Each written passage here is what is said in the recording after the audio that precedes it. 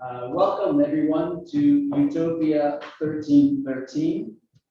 Welcome to Architecture and Utopia. As I was rereading Manfredo Tafuri's little tract, brilliant tract, Architecture and Utopia, for this seminar, I had these flashbacks of an article I had read in the New York Times about our new business school at Columbia University, and how the architecture of the new building is going to help us rethink capitalism. You may have seen it. It had a stunning headline, which was at Columbia's $6 million business school, time to rethink capitalism, with an equally stunning subtitle on the developing Manhattanville campus, the architecture of Dillard, Scofidio, and Renfro reinforces a social movement in business education to do good as well as make money. Striking article, just replayed over and over in my mind as I was having these conversations. I had conversations with my neighbor in my building. He's a professor at the business school, and he was telling me about how he and his colleagues were complaining that their offices were smaller than they were here at yours, and kind of interspersed.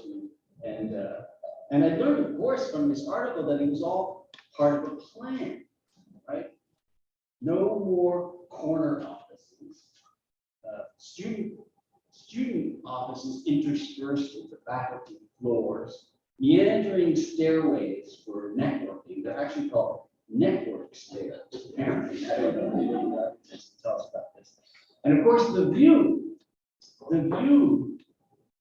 of lounges and cafes that offer these views, the New York Times writes, with the, quote, brick tenements and public housing towers, in the process reminding people of the messy world beyond.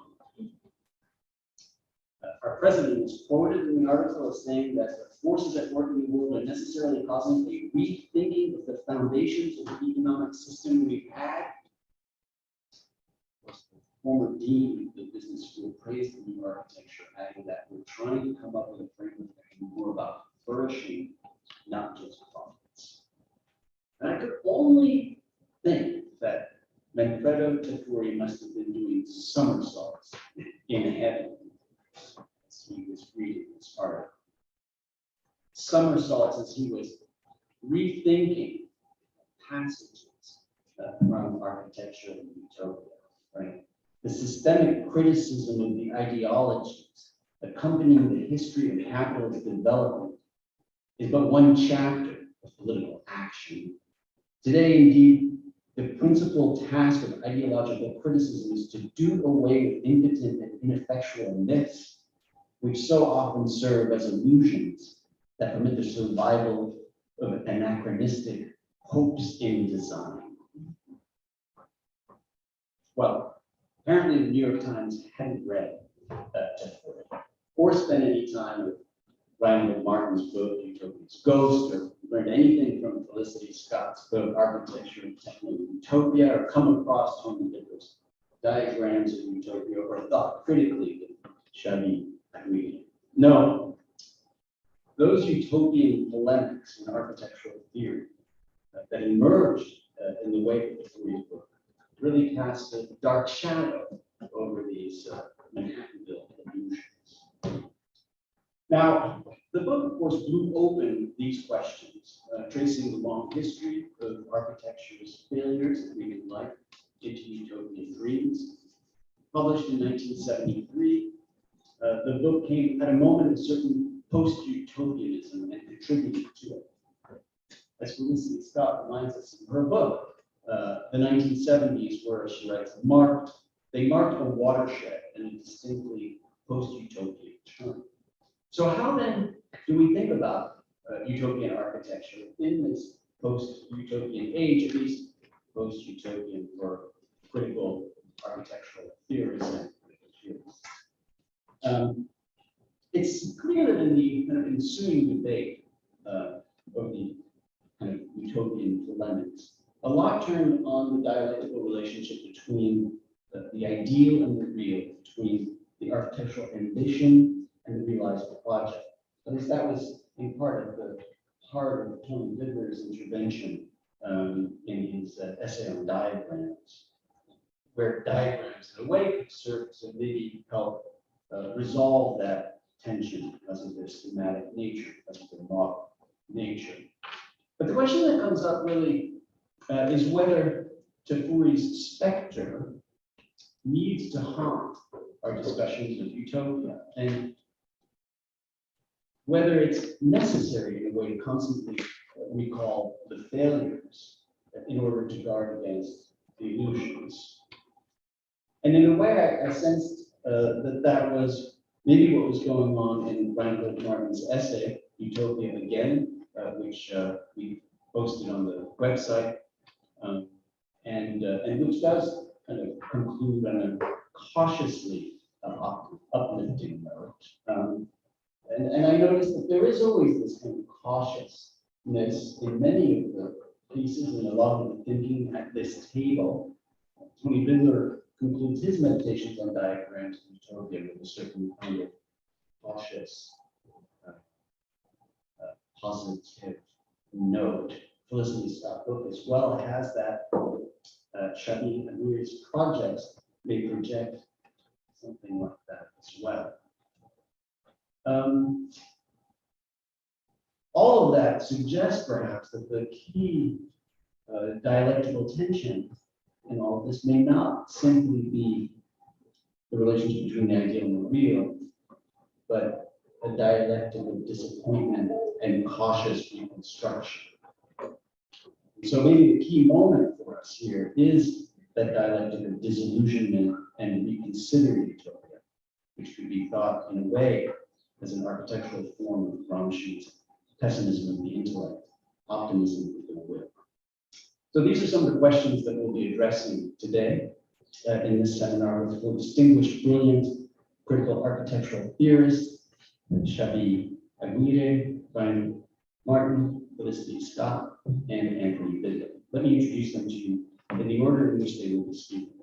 Reinhold Martin, dear colleague and friend of the 1313s, will open our seminar relating the session to the arc of the year-long discussion that we've been having at Utopia 1313. His post, which is on the website, does a terrific job, and he'll kind of take us through some of the ideas and the ways in which the discussion today could possibly relate to the longer arc of the discussion we've been having about Utopia. Reinhold is professor of architecture in the Graduate School of Architecture, Planning, and Preservation here at Columbia University. He's a member of Columbia's Institute for Comparative Literature and Society, as well as the incoming chair of the Committee on Global Thought. Now, he's the author most recently in 2021 of a book called Knowledge World, Media, Materiality in the Making of Modern University, which focuses on the world of higher education, including universities and this university. So I'm kind of anxious to hear what you think about the new business school. But also the author of Utopia's Ghosts, Architecture and Postmodernism Again, which I've already discussed, and he co-curated with Barry Bergdahl Foreclosed Rehousing the American Dream at the Museum of Modern Art in New York. And so his work centers on histories of space, power, and the aesthetic imagination. Then we'll hear from our dear colleague here at Columbia, as well, Felicity Scott, who is professor of architecture, director of the PhD program in architecture, co-director of the program in critical, curatorial, and conceptual practices in architecture at the Graduate School of Architecture, Planning, and Preservation at Columbia. She works as a historian and as a critical theorist of architecture, focusing on genealogies of techno-scientism, on environmental and geopolitical transformation of modern contemporary architecture, art and media, as well as on social movements and the way that they've shaped these disciplines. Her book that's most relevant today is Architecture of Techno-Utopia, Politics After Modernism, in which she traces really the shift to postmodernism. She's also the author of several other books, including Outlaw Territories, Environmental Insecurity, Architectures of Counterinsurgency, and Disorientations, Bernard Rudofsky in the Empire of Science. After that, we'll be welcoming back to 1313 Tony Bidler, dear friend and former professor. Tony Bidler was a member of the Princeton University School of Architecture from 65 to 93, serving as the William R. Keenan Jr. Chair of Architecture and director of the program in European Cultural Studies. And so that's where we met, and he became my supervisor in part and mentor at Princeton, which I know dearly. Not in reverse. In 1993, he moved to become chair of the Department of Art History at UCLA, a professor there with a joint appointment in architecture, and then he was appointed acting dean of the Irwin Channing School of Architecture at Cooper Union in 2001, dean of the school in 2002. He's a historian and critic of modern and contemporary architecture, specializing in French architecture from the Enlightenment to the present. And he's authored numerous prize-winning books, including The Writing of the Walls, Architecture in the Enlightenment, The Architectural Uncanny, Essays in Modern Unholy, Warped Space, Architecture and Anxiety in Modern Culture, and Histories of the Immediate Present, The Invention of Architectural Modernism, among other books. So welcome back. And I am also delighted to welcome as well Shadi Aguirre, who is an architectural designer, founder and director of architectural design practice, a studio, and a professor of architecture at the Massachusetts Institute of Technology. They develop material tactics and assemble architectures that we consider our relationship to material circulation and aesthetics by making visible how architectural commodities pass through our built environment, both physically and culturally. Shadi's built and done exhibition work that's been commissioned by Boca, Geffen, Dartmouth, Serpentine Galleries, Queer Pilot, Design Court Detroit, and so it's a real honor and privilege to have you with us this evening. Thank you. A panel of titans, as I was discussing with Shadi. So thanks for coming out, and welcome to Utopia 1313, and I will pass it now over to Reinhold.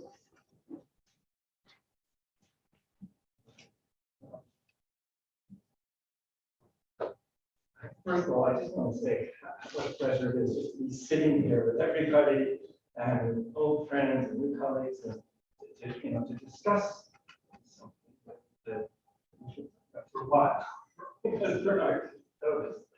And maybe one reason we're also cautious about it is burning more than once, not least by Columbia Business School and others. And there's quite a bit to say. Had I known that start with that, I something else that we can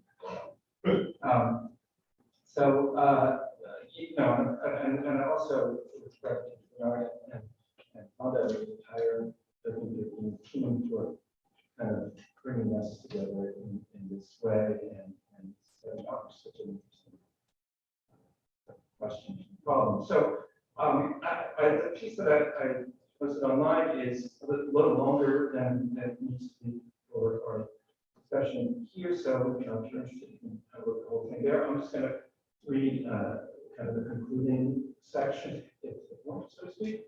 But just to know that one of the connections to the Manhattanville campus, and there's quite a lot there, is the fact that the architects of that campus, Skidmore, Owens, and Merrill, I know we both friends of Panelist designed it, but SOM actually designed it in many ways, are also the architects of Ground Zero, which was being developed at exactly the same time. So there's a kind of uncanny historical parallelism that you see that Ground Zero in this text that we talked about is a kind of very, very problematic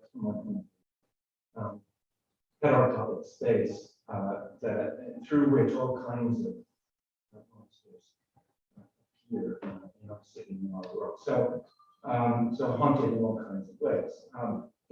But setting that aside for the time being, I really just want to emphasize the problem and the question of anachronism as it sort of, kind of like, why are we talking about Utopia again? And at the same time, the tendency of utopian thought itself anachronistic, out of time in utopian time. So, setting aside the darkness of ground zero and so on for a moment, including the forever word, I'm referring in this sort of section, as Tafuri did, to utopia in the sense taken up by Marx and Engels in their critique of the utopian socialists, as in the sense of an illusory ideal that purports to resolve historical contradictions in a manner that transcends social conflict. That's the key. So here, my response, therefore, may veer a little bit off course from Bernard's Harian call to assemble actually existing concrete utopias, however partial, in place of the familiar all-or-nothing abstraction. Since I first want to respond to Etienne Balibar's comments in Utopia 1:13, that's online also, on lines of fight or lines of escape, as he translated it, exodus or secession as paradigms of utopian practice, a paradigm that, as my close colleague Felicity Scott has shown in vivid and extraordinary detail, has left deep architectural marks in very of the several catastrophes identified by Balibar in that text that loom over our historical present, there's more than one, and despite the ongoing apocalyptic possibility on which he dwells of an all-out nuclear war, it's the climate crisis that sets the starkest limits on the exodus paradigm by its very nature, simply because, as Balibar also observed, there's no opting out from planetary warming. Instead, given the profoundly uneven consequences of anthropogenic climate catastrophe, we find ourselves face to face, on the one hand, with a cold Darwinian life and death calculus that grows more transparent by the day, and on the other hand, with the dawning realization that, as in many utopias say, we're stuck on this planet together in a kind of Sartrean hell with no exits in sight, forced to figure it out rather than, one must at least hope, rather than fight it. Now, in his opening comments to the Utopia 1313 series, Bernard also refers to the sociologist Eric Olin Wright's, and I take this as kind of a charge, in a book from 2010, Envisioning Real Utopias. But so it's with another aspect of Wright's work related to the book that I want to frame this problem of what I would call conjuring utopia's ghost in architecture. What I have in mind is Wright's affiliation with what is sometimes called analytical Marxism.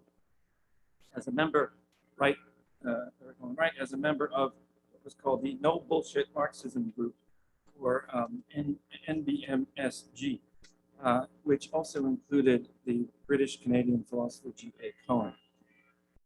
So just for orientation, some of you may know that we can locate the NBMSG more or less on the side. This is not necessarily a popular citation. On the side of Alan Sokol, the perpetrator of a cynical publishing hoax aimed at what he and others perceived as, in the 1990s, as obfuscation practiced by certain types of critical social theory. Okay. Be that as it may, just like Wright's frankly stated program that Cohen's version of a positivist Marxist science is, I think, worth returning to, not in place of anti-positivist, hermeneutically inclined critical theory, but alongside it. Now, in his landmark 1978 account of Marxist philosophy of history, and I really do think that that's a good deal of what we're here is the philosophy of history. How do things change? Now, what changes? What remains the same? How and how? In his account of Marxist philosophy of history, Cohen elucidated and defended, up to a point, a kind of determinism driven by the technological development of the means of production and their eventual proletarian seizure. The limit of which being the potential exhaustion of life-sustaining resources, 1978, before the revolution is consummated. So, we run out of food. Consummated, a risk already identified by an environmental movement that was not yet aware of global warming. In his 1996 Gifford lecture, like 2 decades later, Cohen was more direct. There, he returned to the classic distinction between the scientific socialism of Marx and Engels, which elicited fundamental change from a detailed understanding of capitalism's internal material contradictions and the utopian socialism of their predecessors, who sought to impose that change from without by way of a regulating ideal. Now, where earlier Cohen may have been inclined to give capitalism's contradictions the time they needed, hypothetically at least, to mature, the mounting ecological crisis now suggested by the mid-90s that time was running out. What's more, the definitive collapse of actually existing socialisms, historical socialism, and the consolidation of neoliberal globalization suggested potential flaws in the scientific hypothesis itself. Capitalism, Cohen wrote, is the quote, in a telling paraphrase of Marx, does not produce its own gravediggers. So his response was to accept the need for a normative political philosophy of the sort that scientific socialists disparagingly associated with their utopian predecessors. This, however, did not mean a wholesale return to the object lessons, for example, taught by intentional communities along the lines of Robert Owen's Humanitarian Cotton Mill or Charles Fourier's libidinally impassioned balance. Rather, it meant rethinking utopia's place in the Marxian system. Now, I'll just for the sake of continuing the conversation, summarize that the basic premise here is that there's no time wait for the contradictions to work themselves out.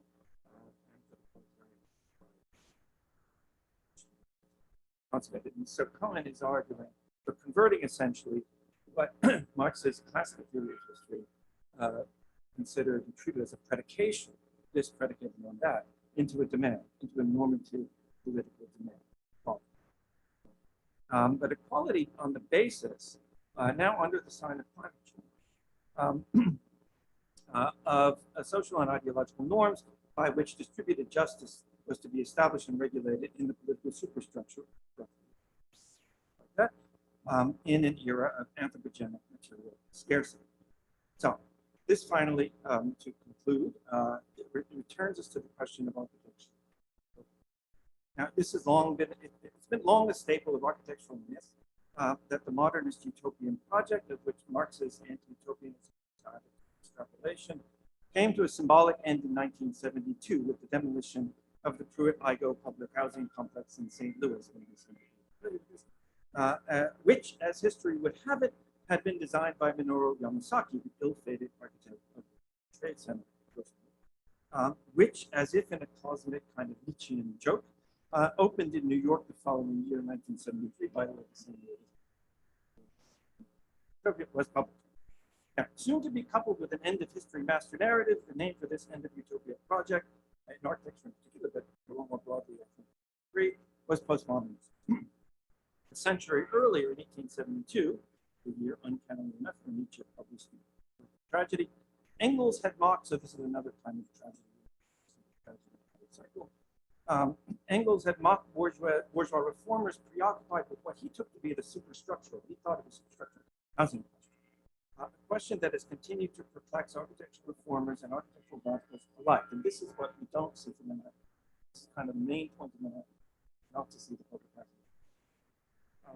A question that has continued, we can therefore allow the housing question to stand here for the more general question of distributive justice under our ecological limits, sometimes called planetary boundaries, governed by the categorical imperative of organization. So, Cohen died in 2009, a year into the Great Global Recession, triggered in no small measure, as you know, by mortgage-backed securities. Sorry, still having this. I apologize for that. Tony warned me about that, and I failed to speak into it. Oh, you know the story of the Great Recession, which brought the long-standing planetary norm of housing insecurity to the gated American suburbs.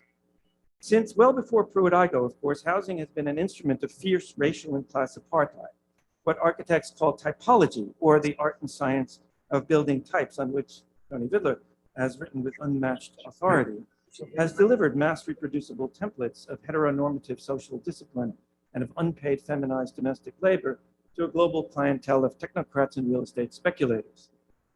No wonder then that even in the aftermath of several crises, it's been so difficult to pose the housing question in a manner that at least rattles these structures, if not demolishes them. And yet already millions of climate migrants and refugees daily pose that very question as a matter of distributive justice with renewed urgency today, as we speak. Housing the world's majority entails, in another contradiction, metabolizing considerable material resources. You can't do this with degrowth. Democratically socialized and redistributed. Crippled then not by the Marxian but by the postmodernist injunction against utopia, architects, urban planners, and even activists meanwhile continue to speak the neoliberal language of affordable housing, sustainable design, and humanitarian aid, rather than join with these millions in demanding, through their work, through the work of architecture and planning, housing as a non-negotiable political and material right. So, finally, here is the exodus. Here are the lines of escape. From vast zones made exponentially unlivable by fossil-fueled lives lived elsewhere. And here too can still be architecture's utopian project, scaled back perhaps from the horizon of revolution to what prison abolitionists and others call non-reformist reform. Housing as a political right, articulated in the superstructure by the arts and sciences of the built environment in a realistic fashion that under current conditions cannot but help to appear unreal. So kind of unreal realism. Think, for example, how difficult it remains to reclaim the historically concrete project imprinted upon projects like Pruitt-Igoe of public or social housing, tainted as that project is with its statist segregationist past, but which has yet been a hallmark of actually existing socialisms the world over. Or if that's too much, we might at least consider in an even more untimely fashion winding the clock back to 1972 to undo the betrayal by which what remained of utopia, which has haunted the housing question in all of its contradictions, was demolished, disguised, and displaced under Pruitt-Igoe's historical twin, that is the World Trade Center, perhaps not Triplets Columbia campus, to be monstrously conjured there not once but twice as an avatar of imperial shock and awe. Either way, and despite this betrayal, Utopia's ghost stands ready, if we are willing, with Gramsci and with Nietzsche, philosophers of the will, to re-enter the historical stage at a time when nothing less will do.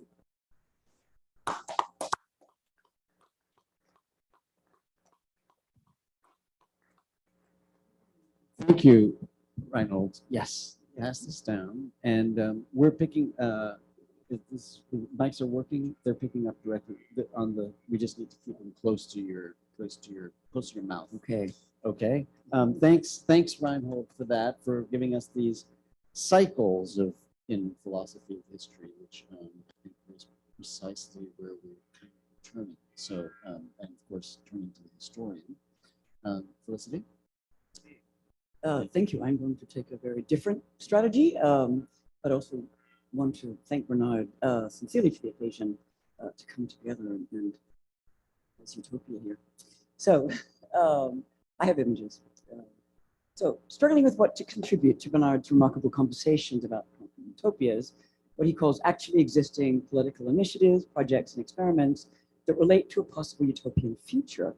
I kept switching between these two options, both from 1970s, on the left, space colonization initiatives that, while clearly dystopian, reprise universalisms of utopian thinking and trope on prospects for hope found in a geographical elsewhere of sorts, a sort of non-terrestrial artificial island cast as an agrarian utopia, and which I don't think should be dismissed as an unrealized blueprint of a possible future or a future world order for reasons that I will come back to.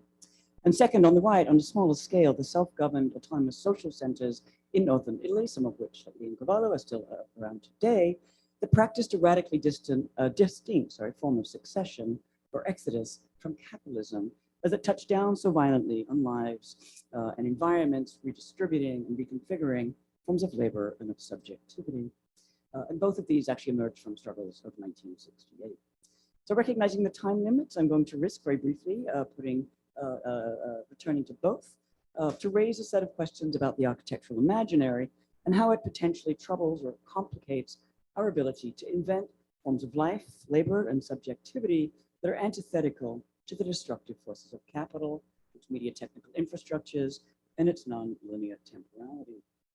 So I'm asking Basically, why a rendering like this of Princeton University physics professor Gerard K. O'Neill's Island 4 proves so much more efficacious in demonstrating possible alternatives to a series of looming threats than the social centers. So O'Neill publicly launched his grand plan to construct, populate, and manage these vast, self-contained, profitable, artificial territories in outer space with a conference at Princeton in May 1974, convening a second conference a year later that expanded from engineers and physicists to include experts from the social sciences, medicine, architecture, law, diplomacy, manufacturing, and management, along with representatives from multinational corporations, the US government, and military agencies. And so here we find a spectrum of expertise thought to encompass knowledge necessary for establishing new worlds, or really new worlds. For haunting this imperialist imaginary was indeed the discovery and colonization of the Americas 5 centuries earlier, what Carl Schmitt had deemed an unrepeatable historical event. And I quote him, "Only in fantastic parallels can one imagine a modern occurrence, such as men on their way to the moon, discovering a new and hitherto unknown planet that could be exploited freely and utilized effectively to relieve their struggles on Earth." So Balibar actually incidentally also alluded to this persistence of fantasy of discovering new planets in the first session. So only a few months later, O'Neill testified in front of the US House of Representatives Committee on Science and Technology, now armed with spectacular color renderings that we've seen, a large model, and a film to better demonstrate the replies of colonial models to extend extractive capitalism and population transfer to outer space. Not only was this technically possible, he insisted, it promised solutions to many earthly threats, from scarcity, nuclear and environmental catastrophe, and other limits to growth, which he included legal constraints and sovereignty claims, to insurrection and war. So soon after, he suddenly switched from the duration of a grand plan, as might be implemented by governments, to a time frame driven by more proximate pecuniary returns on private investment.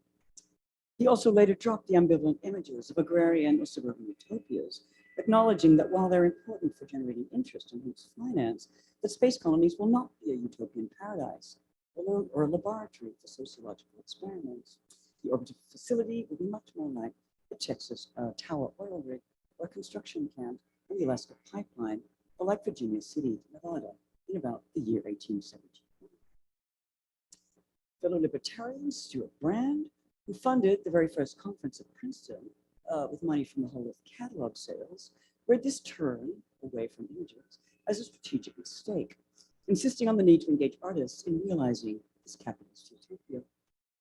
So O'Neill's hyperbolic visions might be ridiculed as science fiction. The initial telos and planning schema dismissed as outdated. The notion of a fully instrumentalized human as untenable, spectacular renderings as archaic. Yet they're no laughing matter. And through Brand, they help connect the dots from the development of satellite infrastructures to the rise of Silicon Valley entrepreneurs and their digital utopianisms, through scenario planning, Reagan's SDI initiative, and much more, into the intensive economization of every aspect of life, what Balibar hauntingly framed as the digital catastrophe accompanying the nuclear and environmental conflicts.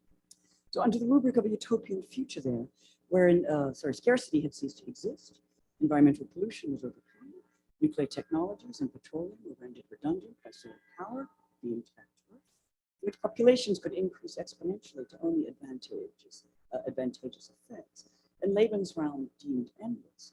His expansionist vision captured the imagination of business and government, not because it was likely to be realized. Rather, I want to suggest it facilitated the integration of actors, institutions, technologies, and knowledges for modeling new organizational logics, economic tools, and legal mechanisms for an American-dominated post-democratic. So the physicist's unlikely scheme, that is, operated like a microcosm or simulation of a new world order, as if the US had devised a way to counter the unrepeated discovery of a new world in the wake of recent decolonization struggles. So to do so, O'Neill's images savvily channel the valence of capitalist utopia, of a perfectly functioning, rationally designed world. Here it's hard to forget Denver first down in the reading of architects' visits to the realized utopias of industrial housing estates as perfectly encapsulated their blindness to having become passive technicians for the specialization of the capital, putting capitalist norms into. But a news world-building exercise, no matter how allegorical or fictional we take it to be, of course, did require attention to work environments, to house bodies and factories. Yet neither of these explains the visibility of architecture within what he acknowledged was a gigantic civil engineering. Architecture is doing other work. As a discipline, it is, of course, in the business of projecting futures. Architects, as we know, make projects from the Latin, producing scenarios that seek to render legible a vision of the future or future forms of life, creating documents that help to steer this projectile into concrete form. Harboring claims about what ought to be, architects offer solutions to materializing the interrelations of bodies, economies, social norms, media technical infrastructures, semiotic registers, legal regulations, and law. It's a type of world building in miniature, and O'Neill called upon architecture not simply to humanize or dress up civil engineering, or act as a more palatable cultural or aesthetic supplement, but to mobilize that capacity of integration and also of the switching between competing expectations that would be deemed necessary for this governing. But perhaps more importantly, architecture operated in service of something like a disinformation campaign, or a form of dissimulation with respect to unknowable futures, two aspects of which I want to explore. First, at a historical moment marked by rising uncertainties and a crisis in the efficacy of long-term planning, philosophy telos, in a modern sense. These visual techniques offered compensating images or certainties, even if only without actual probabilities, while advancing scenarios with particular economic implications. Planning was not dead, it just took on new logics and protocols. Revolving around O'Neill were in fact a series of powerful actors in the scenario planning business, precisely those working to script probabilities and to re-script the rules of the game and inflect who the winners or losers of capitalism's next phase was likely to be. Which brings me to the second work simulation. Reprising agrarian utopias, mining, industrial manufacturing, these images downplayed what was actually at stake. Instituting new computerized data management systems, satellite infrastructures, and logistics of management were put to work imagining a redistribution of labor with new forms of segregation and the replacement of political negotiation with private economic mandates. So O'Neill quite literally spoke about giving managers on Earth and sending workers to outer space. So if we're presented with an island, geographical elsewhere, in fact, we're faced with a strategy for instituting new forms of regulation and management, then seeking to eradicate any less vestige of self-governance, and with them strategies of refusal for exit. Aspects of this digital utopia and its distribution consequences did indeed come to pass, touching down on the earth and on our lives in ways, and reminding us to ask just what concrete might be. His Princeton colleague and professor of international law, Richard Ford, was the only interlocutor to intervene with an article called The Options for Self-Governance in Space Habitats, insisting on the need to crystallize our political consciousness and drawing on his contribution to the so-called relevant utopia, then being formulated in the World Models Project. That's too much on the story, and I'm going to switch instead to the social centers. So in the Fotoronanza, you see here, entitled Utopia, the counter-information pamphlet produced for moments Italy, the New Landscape show. Italian radical architects Cooper Strong presented experimental environments from the late 1960s, such as this systems-based social leisure environment, situating its adjustable pitted parts as a failed experiment in attempting to break down organized substructures through engaging audiovisual devices, which they had imagined could somehow be freed from institutional conditioning and consumer projects. By 1972, they relegated these strategies to the status of ambivalent utopias, potentially liberatory, but still able to be manipulated into the bosses. But we also find an unmarked, unrealized project for a social center, connecting us to landmark events in the history of autonomous movements, when collective political struggles extended from the factory to the social domain, including housing. Intended to house social services for migrant workers who flocked to Turin during the 1960s, seeking employment at Fiat's Mirafiori factories that lay unassembled and supine in the wasteland between housing towers in Via Arton in Turin's Murphy understood. The photograph reappears in the media of the city in the context of massive protests, riots, the occupation of factories and schools, and police suppression. The Artom struggles appear again in the third pamphlet, The Struggle for Housing, constituting a landmark event within Italy's hot water in 1969, and the rise of water reduction strategies like rent strikes, as well as takeover and squatting. I've been living in this hut since I first came to North Italy with the caption of an informal shack, stressing the plight of migrant workers. The mattress on the floor cost me a fourth of my wage. So, marking an awareness of collective and autonomous political activities, the supine structure remains symptomatic as the architects turn their attention back to the domain of counter-information experiments with an expanded field of communication technology. A few years later, in 1975, a flyer called for the occupation of an abandoned pharmaceutical factory in Leoncavallo Street in a deindustrializing area of northeastern Milan. The ambition was to create a self-managed social center and to test continuous redefinition of physical space under the principle of autogestione. With waning in the architectural imaginary, social centers and their promise of flexible programming became a significant site of social and political experimentation, as Northern Italy grappled with increasingly precarious labor conditions born of part-time work and the influx of migrant workers, not just from the south, but beyond Italy's borders. So obsolescent buildings were appropriated and put to work to articulate new prospects for radical cultural production, particularly in the progressive music scene, and for what they termed civil welfare autonomous to state sponsorship. Leoncavallo's stated intention was to bring together a range of users and promote intermovement, with programs including childcare, kindergarten, after-school care, people's schools, cafeterias, medical and biological advice, libraries, people's gyms, spaces for entertainment, and this soon expanded to include basic systems, drug information, employment, Italian language courses for migrants, protection from xenophobic right-wing attacks, temporary housing. So Andrea Membretti has described Leoncavallo as a space for the learning of cooperation and for the exercise of actual forms of self. The building was a necessary resource in the struggle to invent forms of life outside capitalist relations of domination and exploitation, free and providing the space for communication. Yet to be clear, potentials for recombination and redefinition of physical space under the principle of self-management were driven not by the flexibility of the building, as architects would imagine, nor solely by individuals as they engage with or activate this enabling framework. Rather, potentials for an open-ended political space derive from forms of purpose, from counter-management strategies seeking to adapt activities, services, and forms of production in dialogue with changes in the external milieu, the relation and management techniques, and production, while also seeking to facilitate forms of negotiation that resisted resolution into normative solutions. But very briefly, the Postron emerged from attempts to ward off architecture's own sense of obsolescence. In the face of post-industrial technologies. Their early nightclubs dreamed of a liberation born of the promiscuous intermingling of bodies and technologies, a form of escape from normative institutional and social strictures, rendered through flexible environmental apparatus that you see here.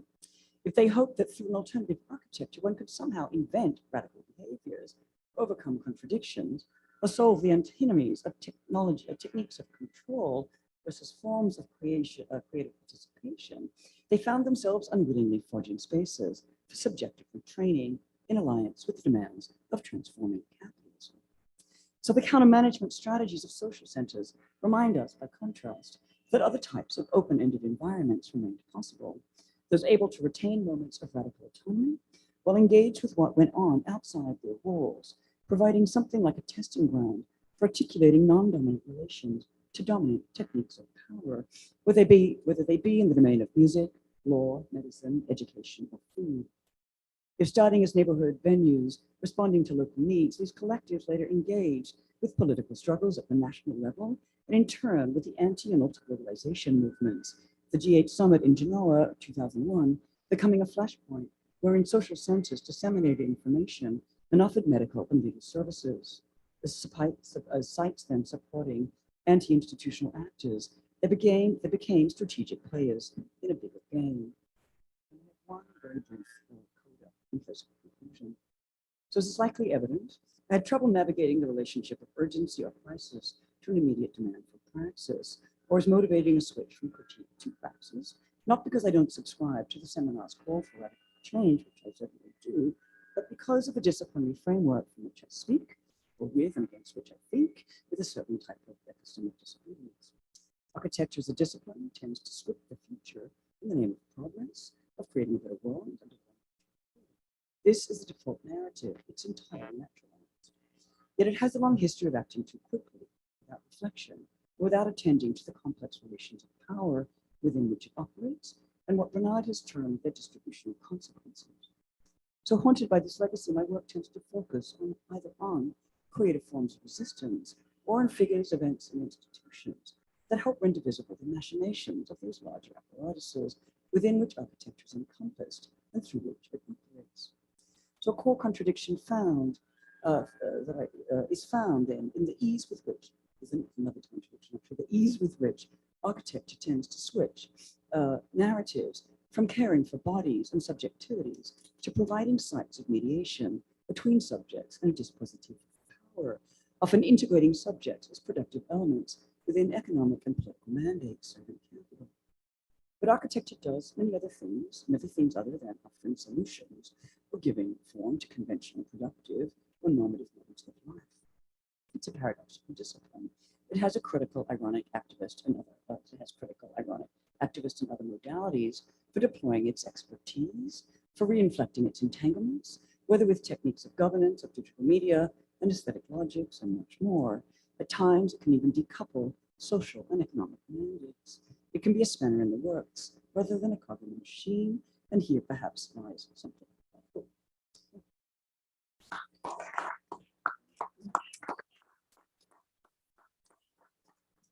Thank you so much, Felicity, for those two brilliant in conversation examples that we can turn back to when we start the conversation. Particularly interested in these creative forms of resistance. So thank you. Let's turn now to Tony Vitter.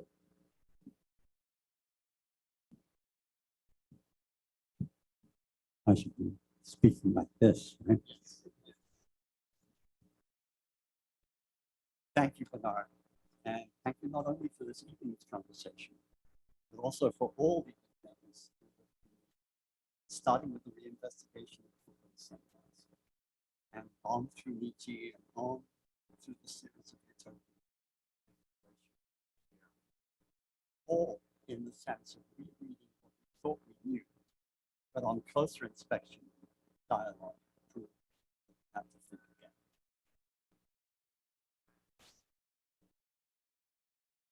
We'll try.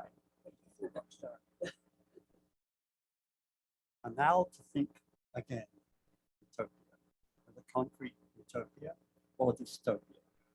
And the remit that you provided, starting in September's reading list for Etienne Balibar and through to this evening, reading will take us the entire summer to catch up. Tonight, the remit is also extensive, stretching from the completed Wall Street building itself, a symbol or an instrument of concrete utopia, to the new campus, an instance of heterotopic dystopic education, through to the melancholic meditations of Manfredo Tafuri in the height of the Italian political emotion eruptions of the 1960s. Add to this the extraordinary contribution of Christine Weinhold, the one dispassionately and meticulously reading the follies and temptations of the assumed technological future in the 60s and 70s. The other, perhaps also with a tinge of facing down the implacable juggernaut of postmodern myth, with the hope that at least the ghost of modern utopianism might be salvaged from refuge.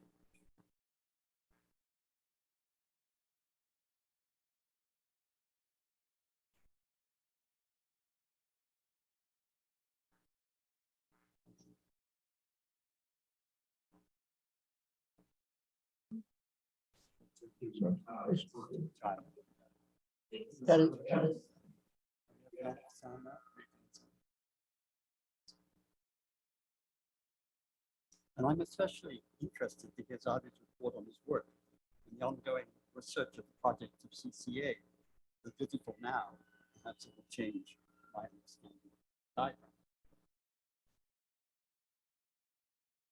Maturing as an architect in the climate of the 60s, when Utopia was seriously compromised by Karl Popper's totalitarian diatribe against Plato, and when Mannheim's recourse to Chiliasm seemed of little help in restoring any positive vision of Utopia. I've been continually preoccupied with the history, idea, and forms of utopian thought, so close to the projected formulations of architects, yet so distant in their potential. The article I posted was written some time ago, in a moment when the question of the diagram from Plato to Deleuze was at the center of architectural discourse. Here I explored the potential of new forms of diagramming developed in the digital world and stimulated by architects' discovery of Deleuze writings on the fold with diagrams, misinterpreted. It was written for the catalog of an exhibition at the Drawing Center of the drawings of the Dutch architect Constant, and in the presence of Constant himself, of a project for New Babylon, a project initially taken up enthusiastically by Guy Debord, and equally enthusiastically rejected by Debord a year later, as he expelled Constant from his circle. The fate of Constant's project that he abandoned in 1974 illustrates what would be my point this evening. For Debord, the initial excitement of finding a situationist architect, one that with Constant's interest in the psychology of space, challenged the hated tyranny of Corbusier modernist space, soon paled once Constant's project as an architectural project gained concreteness in drawing, revealing to Debord concreteness of the architectural utopia that forbids mental and psychological appropriation in the space and practice of psychogeography. The fixed nature of the drawing foreclosed the potential idea of the New Babylon to realize its myriad possible forms. Once crystallized in architecture, utopia as desire was locked out. And indeed, the diagramming of utopian projects, their translation from text to space, has led to many misinterpretations of utopia themselves. One could point to the now commonplace diagrams inserted at the end of any new translation of Plato's Timaeus Critias. Paul Friedlander, in his introduction to Plato, published first in Germany in 1958 and in 1958, illustrated the section on Plato as city planner, itself a slight exaggeration, with a diagram of the plan of Atlantis, which Friedlander called Plato's ideal city. Briefly, to counter Friedlander, Atlantis was not Plato's ideal city, but a moral fable of the decadence of sea-powered empires and contemporary, as opposed to the image of ancient Athens, a small land-based city-state that defeated Atlantis.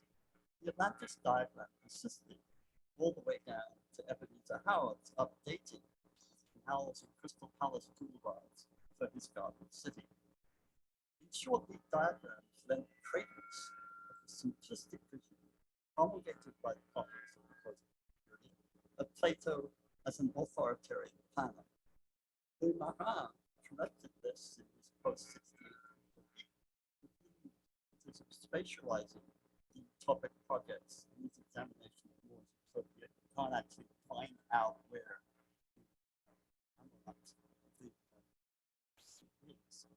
in his plan itself. While in his brilliant thesis on public, the science ideophia delineated the possibility of diagram of what he called Plato's invisible cities. This book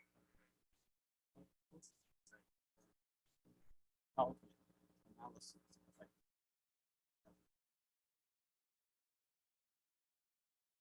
The problem that emerges, and this has preoccupied me since the beginning, is however hard that architects try, utopian aspiration is not diagrammed. That is, if a diagram of whatever kind, geometrical, parametric, Neoplatonic, is applied to a utopian idea, the idea is concretized in a way that appeals to architects, but doesn't encompass the aspiration towards the idea and potential efflorescence that inspired the utopia in the first place. Here I'd like to return to an implicit presence that has shadowed the thinking on utopia since the end of the world. That Ernst Bloch, who indeed has seemed to haunt this seminar from Etienne Banibar's first talk in the series to Sheila Benabin's last week. My own encounter with Bloch, in fact, was the first serious check on my initial enthusiasm for utopian diagram. I was first alerted to Bloch's utopianism by an apparently unlikely advocate, the Argentinian artist, systems theorist, and recently retired head of the Ulm Design School, on his appointment to the Princeton School of Architecture, Maldonado. Hearing of my work on the Duke, he sternly opined for his great height and under his black bushy eyebrows, to understand the Duke, Wade Bloch.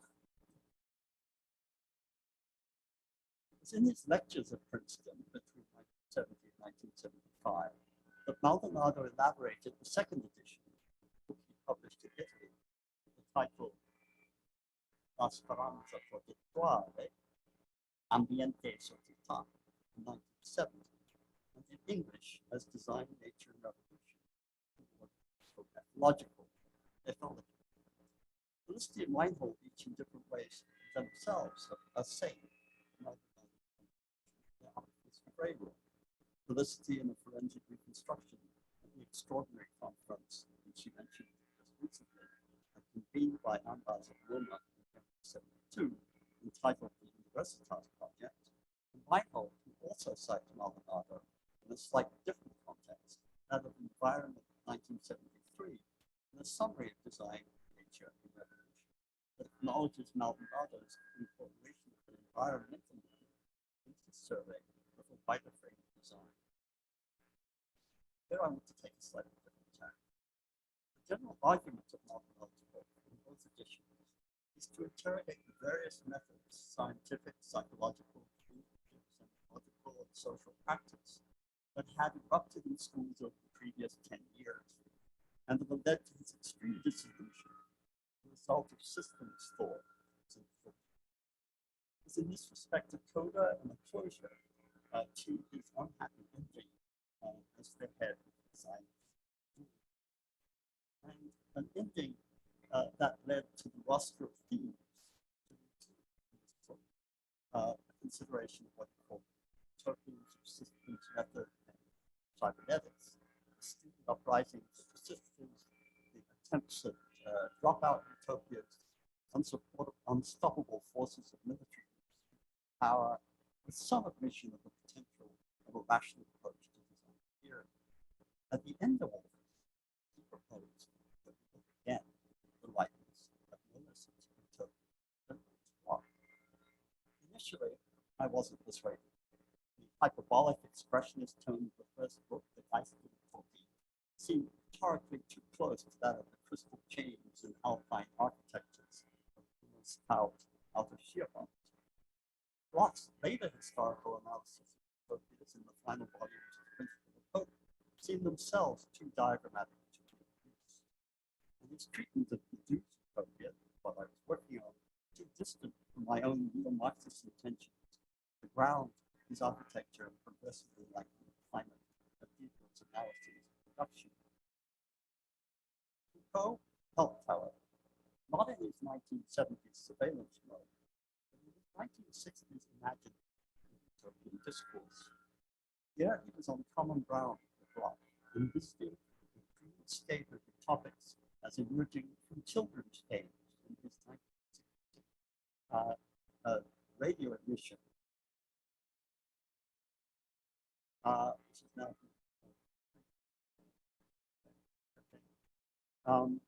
where he imagined the discourse by children playing under the blankets of their grandparents there, and they realms and spaces for themselves. Imagined empires played out beneath the sheets of the grandparents' bed, vision of the utopian game that resonated with the board game dialectics of Socrates and the invention by the Pursuers of the 17th century and the game by the board. It's then interesting to hear Vannevar not only evoke, but both emotion and not yet the picture, particularly with reference to Now, I admit that the initial reception of these founding ideas of architecture, following Foucault's famous address to architects in 1967 and the later publication of the working relationship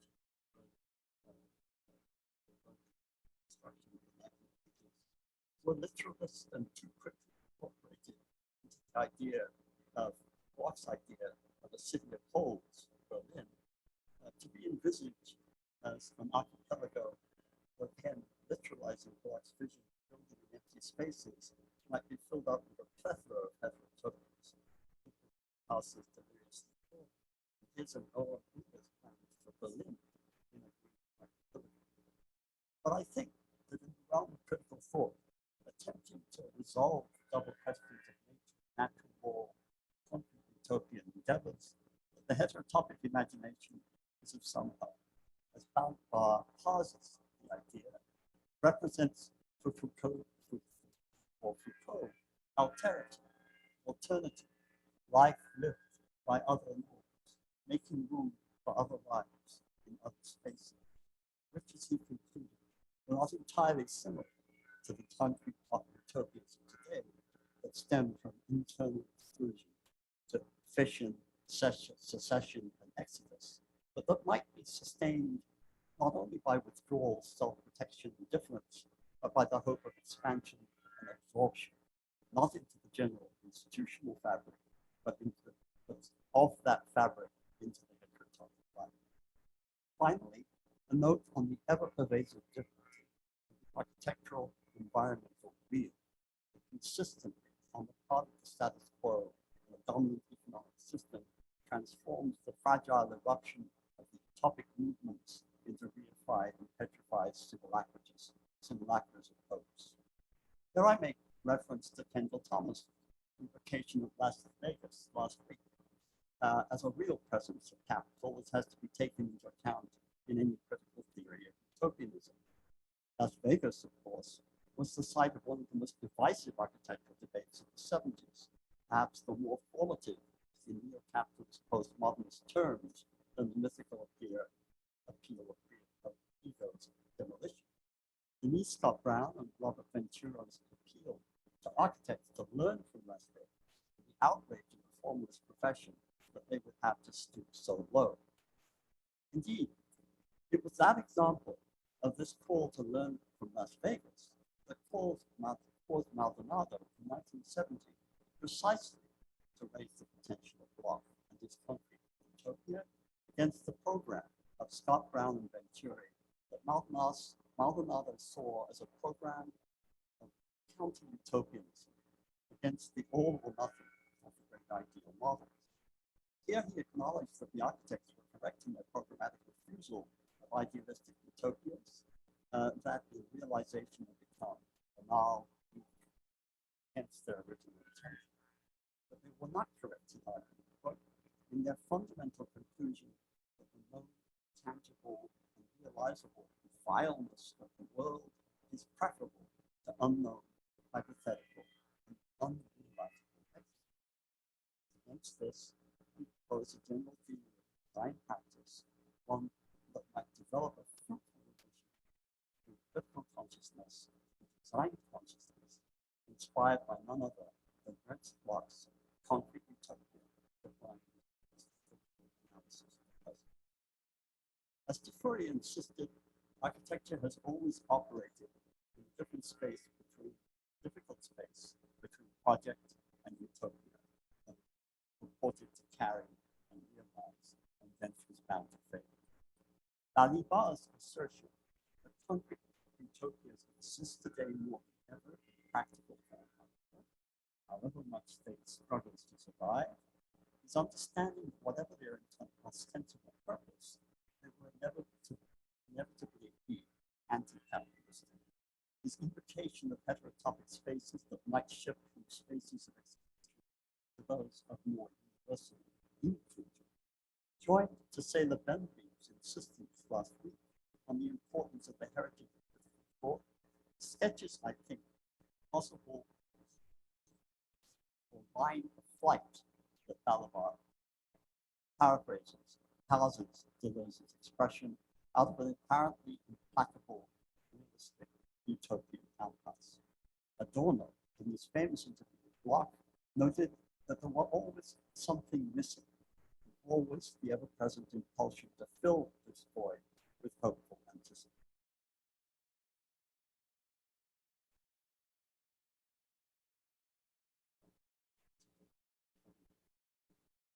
Maybe it didn't, maybe it wasn't.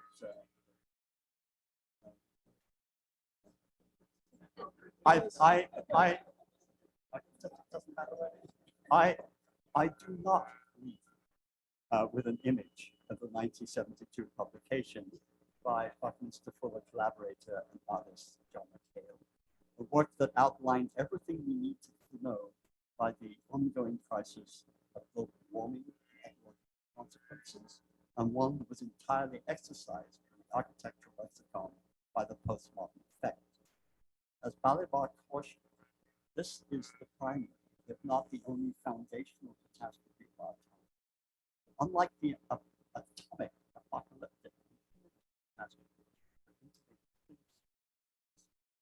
or the digital catastrophe that oscillates between dystopia and utopia, climate catastrophe is both irreversible and that is, it is already in place.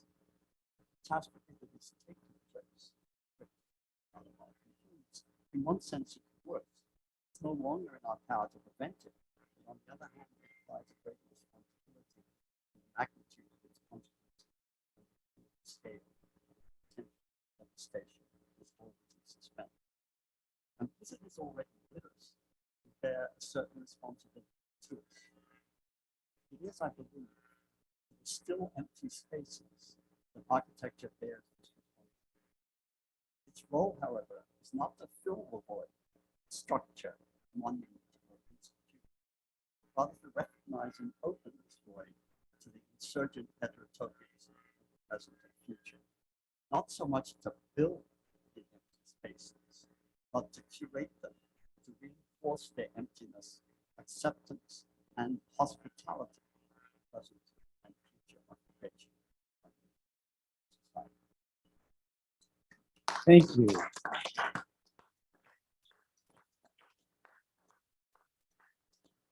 Thanks. I'm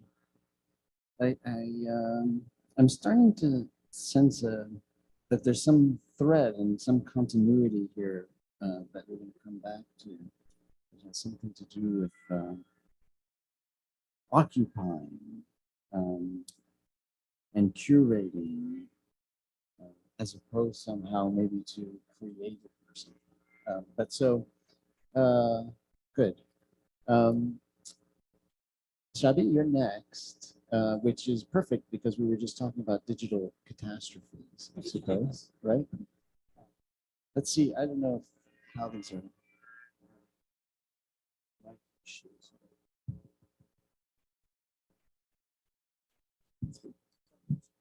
Hello, hello, hello.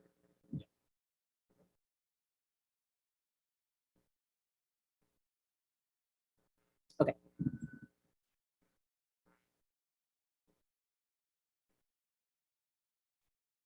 All right. Hi, everyone. Can you hear me? I'm pretty sure that this is like the Super Bowl, and I'm squarely the halftime show. This is my role today. I see it. I know it. I'm happy about it. I'm Manish Shabi. I'm a designer. I'm not a historian or a writer. I'm a maker, and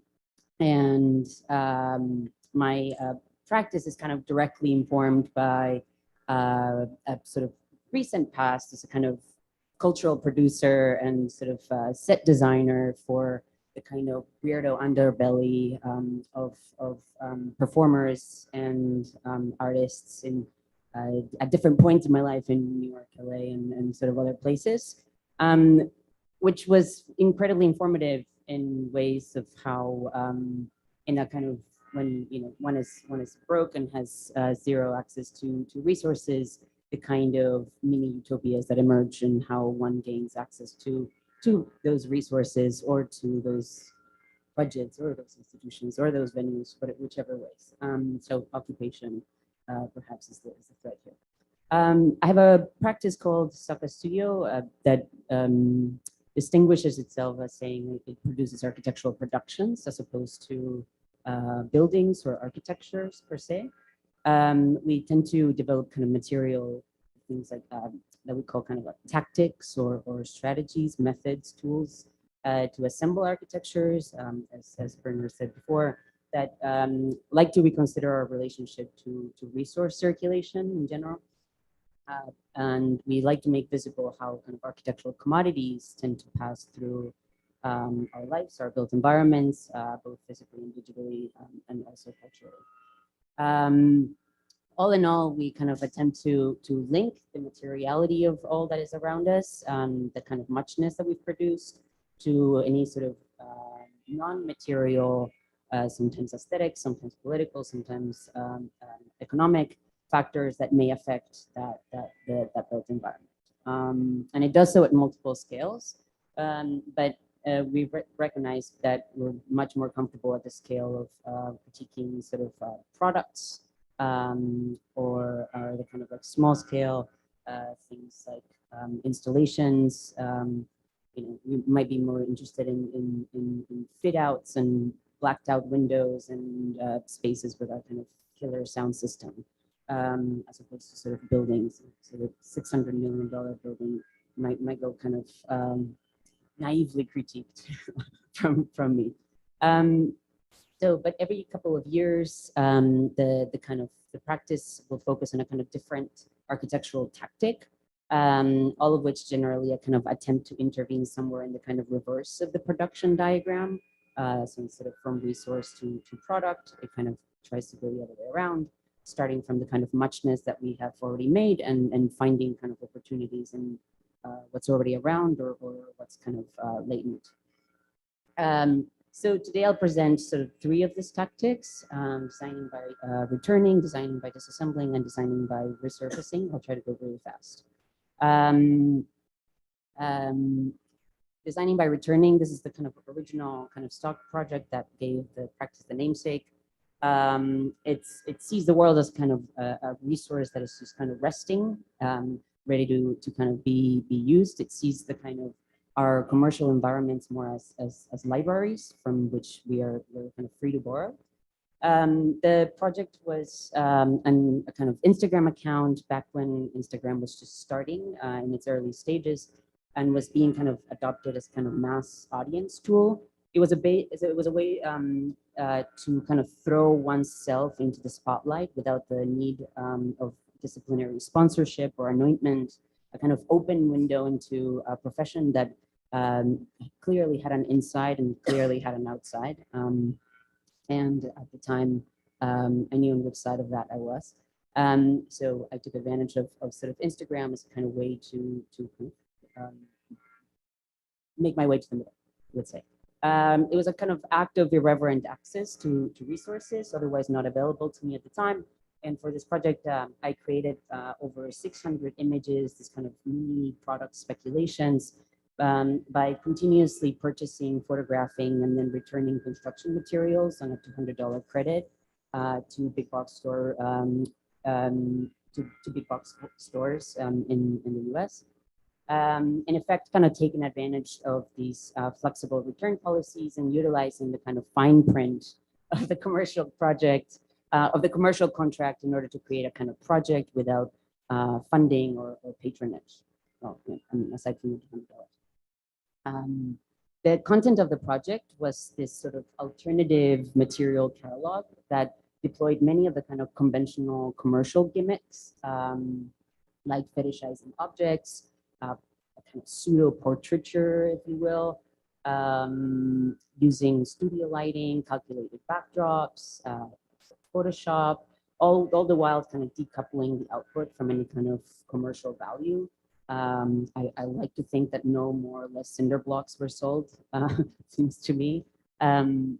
Eventually, this kind of collashing came into play where this kind of off-the-shelf photographs and products created more visual speculations that suggested these kind of alternative uses of these common architectural off-the-shelf products, much like sort of like this proposal here for kind of all bent galvanized steel like sweat ring.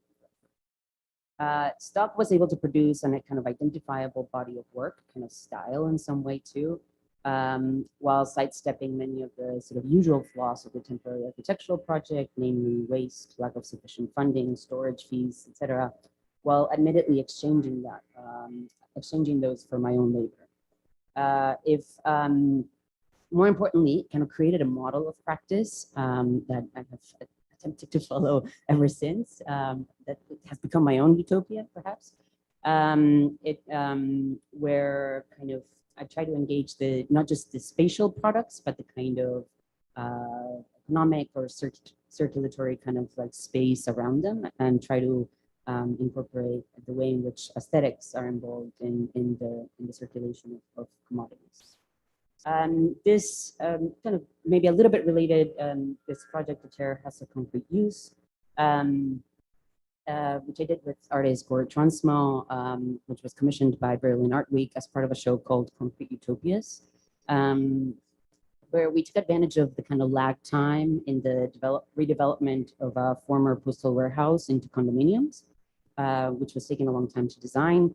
And we, in that sort of time, we inserted this kind of multi-programmed cultural hub that remained in use and open to the public for the kind of 1.5 years that the project took to design. So in effect, we kind of, yeah, we like benefited from slow architects. For its design, we sort of reimagined common domestic scenes and furnishings using only readily available off-the-shelf construction materials, most of which we kind of maintained whole sheets, uncut and untreated, so that they could be sort of more easily reused in the future.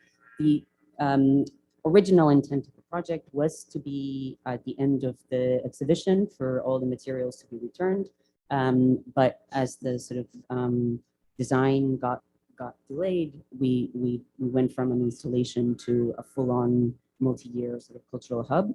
So the return window closed in on us, but we kind of became something else, more giving, and more productive, let's say. So the installation ended up hosting overnight stays. I mean, here we see maybe a small diagram for some of the kind of spatial sort of designs that we did, which were all sort of like loosely defined, loosely programmed, something soft that you could lay on, something slightly on the diagonal that multiple people could sort of sit on if something was happening on the other side, something slightly elevated that cleared your knees that you could potentially eat on, but nothing necessarily said this is the dining area, this is the sleeping area. Everything was kind of like abstracted into kind of more less kind of sanctioned programming bits. And so it ended up hosting a lot of things, including movie shoots and talks and many parties. The project continued as this kind of in its interstitial kind of economy that it was occupying, using the lag time of this development of the site as kind of as a civic and cultural resource. The installation was eventually sort of bought by the housing development, so it kind of stayed in place. And this raised a lot of questions as to, one, why? and to what who used who at the end, and whether yeah, it sort of raised some questions about the kind of returning of this kind of borrowed utopia to its landlord ultimately. And maybe I'll open that up question to the room. And as mentioned earlier, stock tends to kind of not make one-offs or finite projects, instead kind of create material sort of protocols. Another one of these is designing by reassembling, where we see materials as a kind of continuous resource. We're after this kind of the thing with infinite utility, and that to us has proved to be this strut, this 1-inch strut with holes in every inch, from which a million projects have emerged.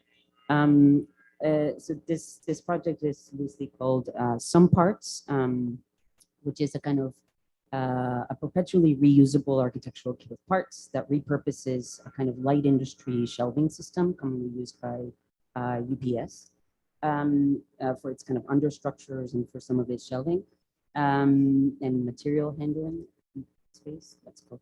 And we've kind of redirected it towards, or we've at least combined it with tricks used by kind of staging, kind of raking structures, like film sets and performance productions, in order to kind of create this kind of new hybrid that is neither industrial nor theater. It's sort of somewhere in the middle. It proposes assemblage instead of construction, an architecture of kind of rigging, where the main design efforts in the development of development of the kind of removable surfaces, and developing kind of non-invasive attachment strategies, a lot of ratchet straps, a lot of bungee cords, a lot of there's no we use no glues, no kind of destructive methods of things kind of joining together, so that they kind of remain in perpetual sort of flux and utility. It's easier to borrow something that hasn't been riddled with screw holes, right? So try to maintain the integrity of each one of its parts for perpetual reuse. It kind of mimics the material strategies of concert rigs, rentable event tents, or sort of information booths, where tarps, panels, and tension straps complete otherwise generic structural frames, to become something more of a kind of mere scaffolding that can sort of circulate as a kind of cultural product that those who kind of borrow it or come across it can project their own sort of aesthetics and their own sort of vision into it. The kit has had many lives, and one of those is called this other project called Budget Gym, or it's kind of sub-project called Budget Gym, which was the sort of original prototype for the kit. For this project, we assembled it as a kind of temporary public gym in LA, kind of meetup point for kind of urban exercise groups, kind of stretching station, as this kind of platform also to showcase a few local artists that have sort of exercise-based practices. The kit includes parts that form a kind of total architectural microcosm, a structural steel system, foam padding, a silk flooring, water weights to hold the structure down. I think that's the sound. It's supposed to be a song that they're, but yeah, something. It's maybe that's coming from the. Okay, it's fine. It's a song. Exercising. The kit includes sort of, yeah, it's a kind of microcosm of all architectural parts, structure, furniture, elements for sort of privacy, elements to tie things together, shims to negotiate a kind of uneven ground, counterweights to hold things down, all of it in, kind of accessorized with elements that are of gym utility. See sort of all the parts here. It all flat packs and can be borrowed and reconfigured into whatever use anybody want to project onto it. It it took sort of like a series of off-the-shelf materials and flatbed printed some kind of aesthetic motifs onto it, always allowing for a kind of technique where like one can sort of overlay imaging onto it and continuously sort of make your own in a kind of future. So the Some Parts project continued becoming this project called Hive Rise, which was the kind of immersive scenography for an opera by Ashfiri, where it needed to fill a 20,000 square foot space at Mocha Geffen. The piece originally premiered during CTM Festival at the kind of famous Berghain Club in Berlin, the kind of techno club that is like known, I'm sure, by many here for having kind of the best sound system in the world and for being an environment of kind of ego melting sonic intensity, where both kind of sex and ice cream are freely enjoyed. And the venue allows sort of is famous for no documentation, which it's a little piece of utopia and a space of no documentation, I would say. And so there was no original documentation of the initial install. So when Mocha asked us to do this immersive performance, we kind of transposed some of our designs that we had done for Berghain, along with some of its kind of cultural sort of energy and patina around it, and try to create something of a similar kind of sentiment, let's say, at Roca, creating kind of six distinct areas within the space, including sort of several plinths from which to gain vantage point and see other sort of club goers, speaker towers, a stage, padded furniture, elements of sort of privacy or suggested privacy, all of which in a series of curtains subdividing the space, etc. All in all, we try to keep the sort of strappy, kind of padded interim methods of assembly and material palette that kind of so resonate with the kind of common sort of sexy nature of the happenings in the club, with soft foam pads and surfaces sort of all around, all sort of temporarily tied together, objects to objects, objects to performers, only existing together sort of for a weekend. And this project continued to evolve into Some Parts useful props and installation for Detroit Design Week, which I won't get much into. Just maybe to say that this was a project that is like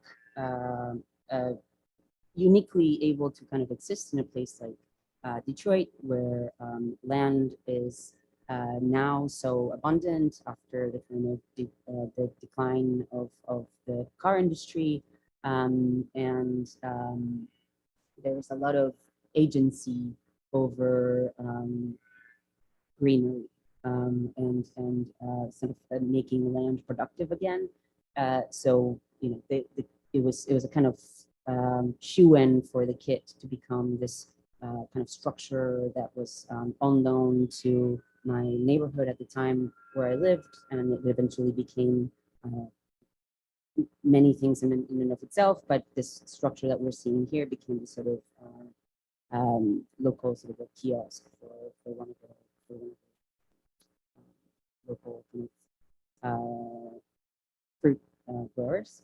And this project kind of dovetailed into my third way of designing sort of in circles or resource circulation, which is designing by resurfacing, where a long time ago I mentioned that I was coming from a world of stage design and production design. So here I'm sort of starting to deploy some of those techniques, like green screening and blue screening, in order to introduce a kind of material economy, where I use sort of projected image and post production as a way to kind of cheaply or freely customize environments that are otherwise kind of served or are in service of kind of utilitarian purposes, but through this kind of techniques, I'm able to kind of overimpose sort of worlds of imaginary onto it, but also allow for others to kind of allow their own interpretation. So in addition to being a sort of nice space to, take a nap in, it also kind of starts to use post-production techniques as a kind of way to allow future users to project their own sort of aesthetics onto it, or their kind of own programming, bits of programming communication. Here we see that it was used for another sort of a kind of performance at Detroit Design Week as well, that sort of the next year it was transported. Um, it was moved to a kind of construction site where we sort of watched the movie in the distance and ate pizza. So it just allows for like ways of occupying the city in sort of like in a different way.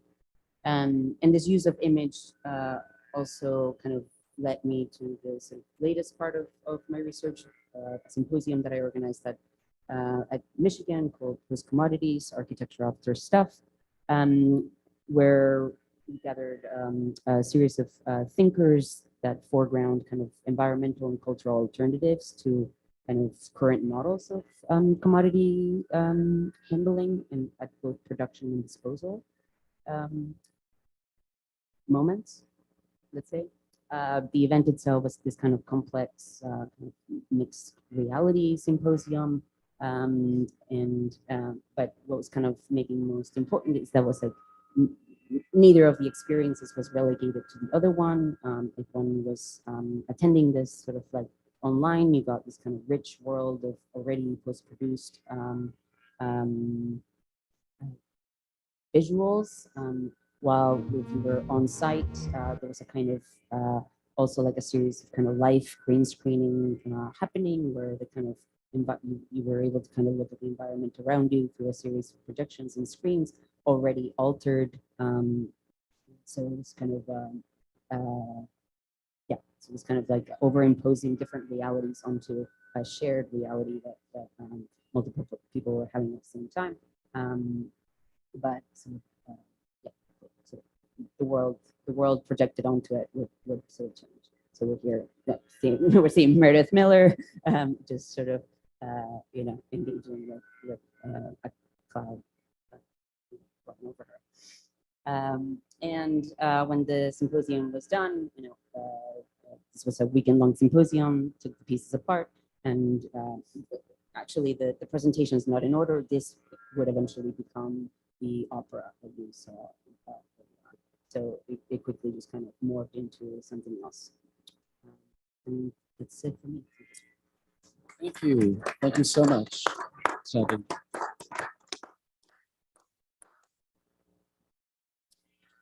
All right, so here's what I propose. Those were 4 fascinating interventions, and I think there's a way to put them in conversation and also to get the room in conversation, which is what I'd like to do. So I think so this is the way I kind of, I'm thinking about things, and what I'd like us to think about as a group, possibly, and maybe I'll intervene first, and then maybe invite others to intervene as well, is how the pieces fit together in a way,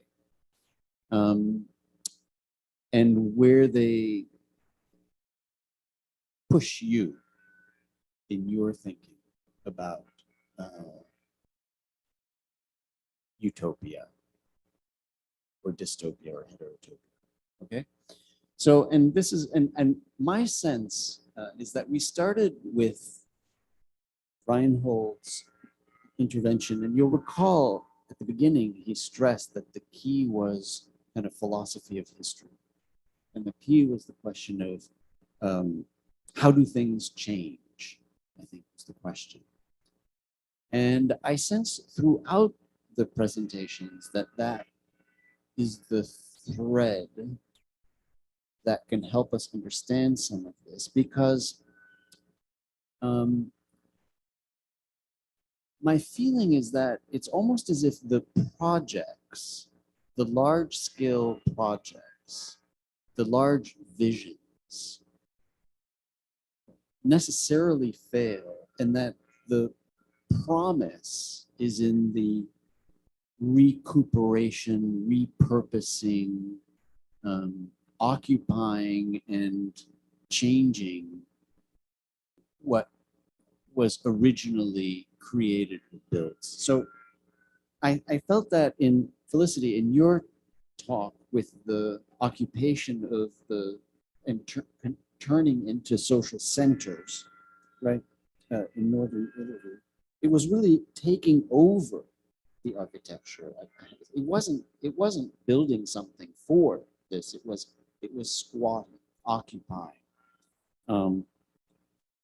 taking over, transforming, right? And that was the creative forms of resistance. It seemed it was in some way the transgressive act of repurposing. And Tony, I heard that also in your talk towards the end when you were talking about insurgent heterotopias, right? And curating these insurgent heterotopias and occupying as an alterity as being kind of the possibility of the line of flight. And then Xavi, I also heard a lot of that in your theoretical discussion of what you're doing. It almost felt like you had an insurgency of return. Right? There was this was a lot about stolen property, reappropriation, taking property and doing something else with it. The counter was very important throughout. I mean, you spoke about counterweights to hold things down, but I felt that all of the work you were doing is in a way countering a concept, of course, that's been very productive to many of us, the notion of counter in itself. I mean, putting aside, sex and ice cream at a Berlin techno club, which obviously seemed like a perfect form of utopia, everything else seems as if it's kind of it's reinventing, taking and then doing something completely different with it. It's that transgressive act. It's almost in the blowback that there's kind of hope. And so I felt that this was a common theme, maybe going back to how do things change, but it's almost in the changing of it that there's promise. And of course, we were speaking mostly about totalizing architectural projects that were very capitalistic, right?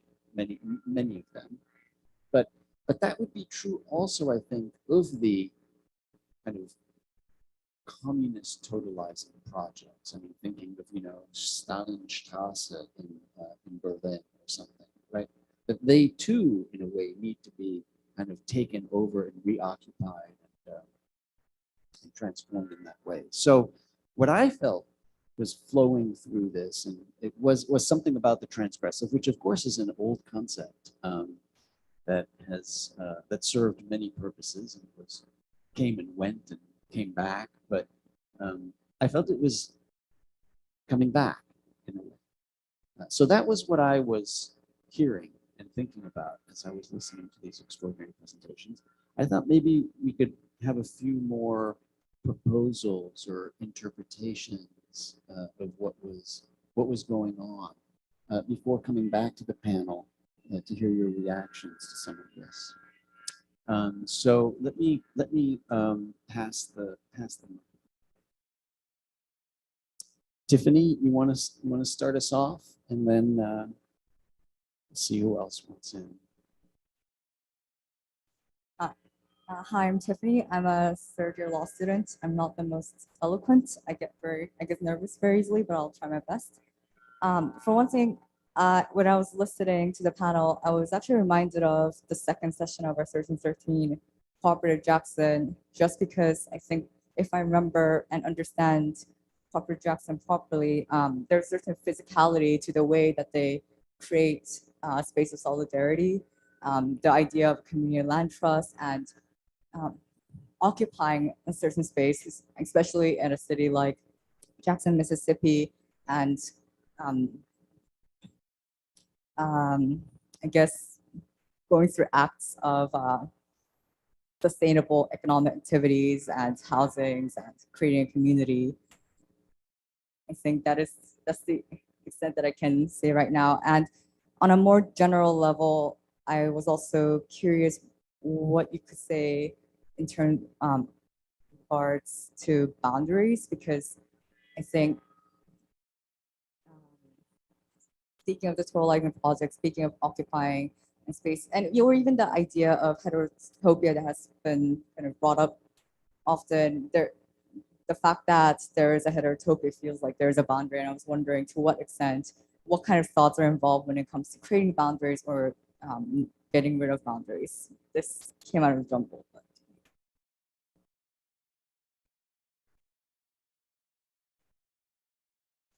Reference to Cooperation Jackson, because in a way, a lot of what they're doing is in the same vein of kind of repurposing, right, this the property. Che Gossip. Thanks so much. I feel like this was such a riveting group of insights and talks. And I guess I just had two questions. One is for Reinhold, and I was struck by what you said about architects should, this kind of politics of refusal, and architects should stop participating in, like start demanding housing justice for all, and how you might see that happening as a kind of political movement.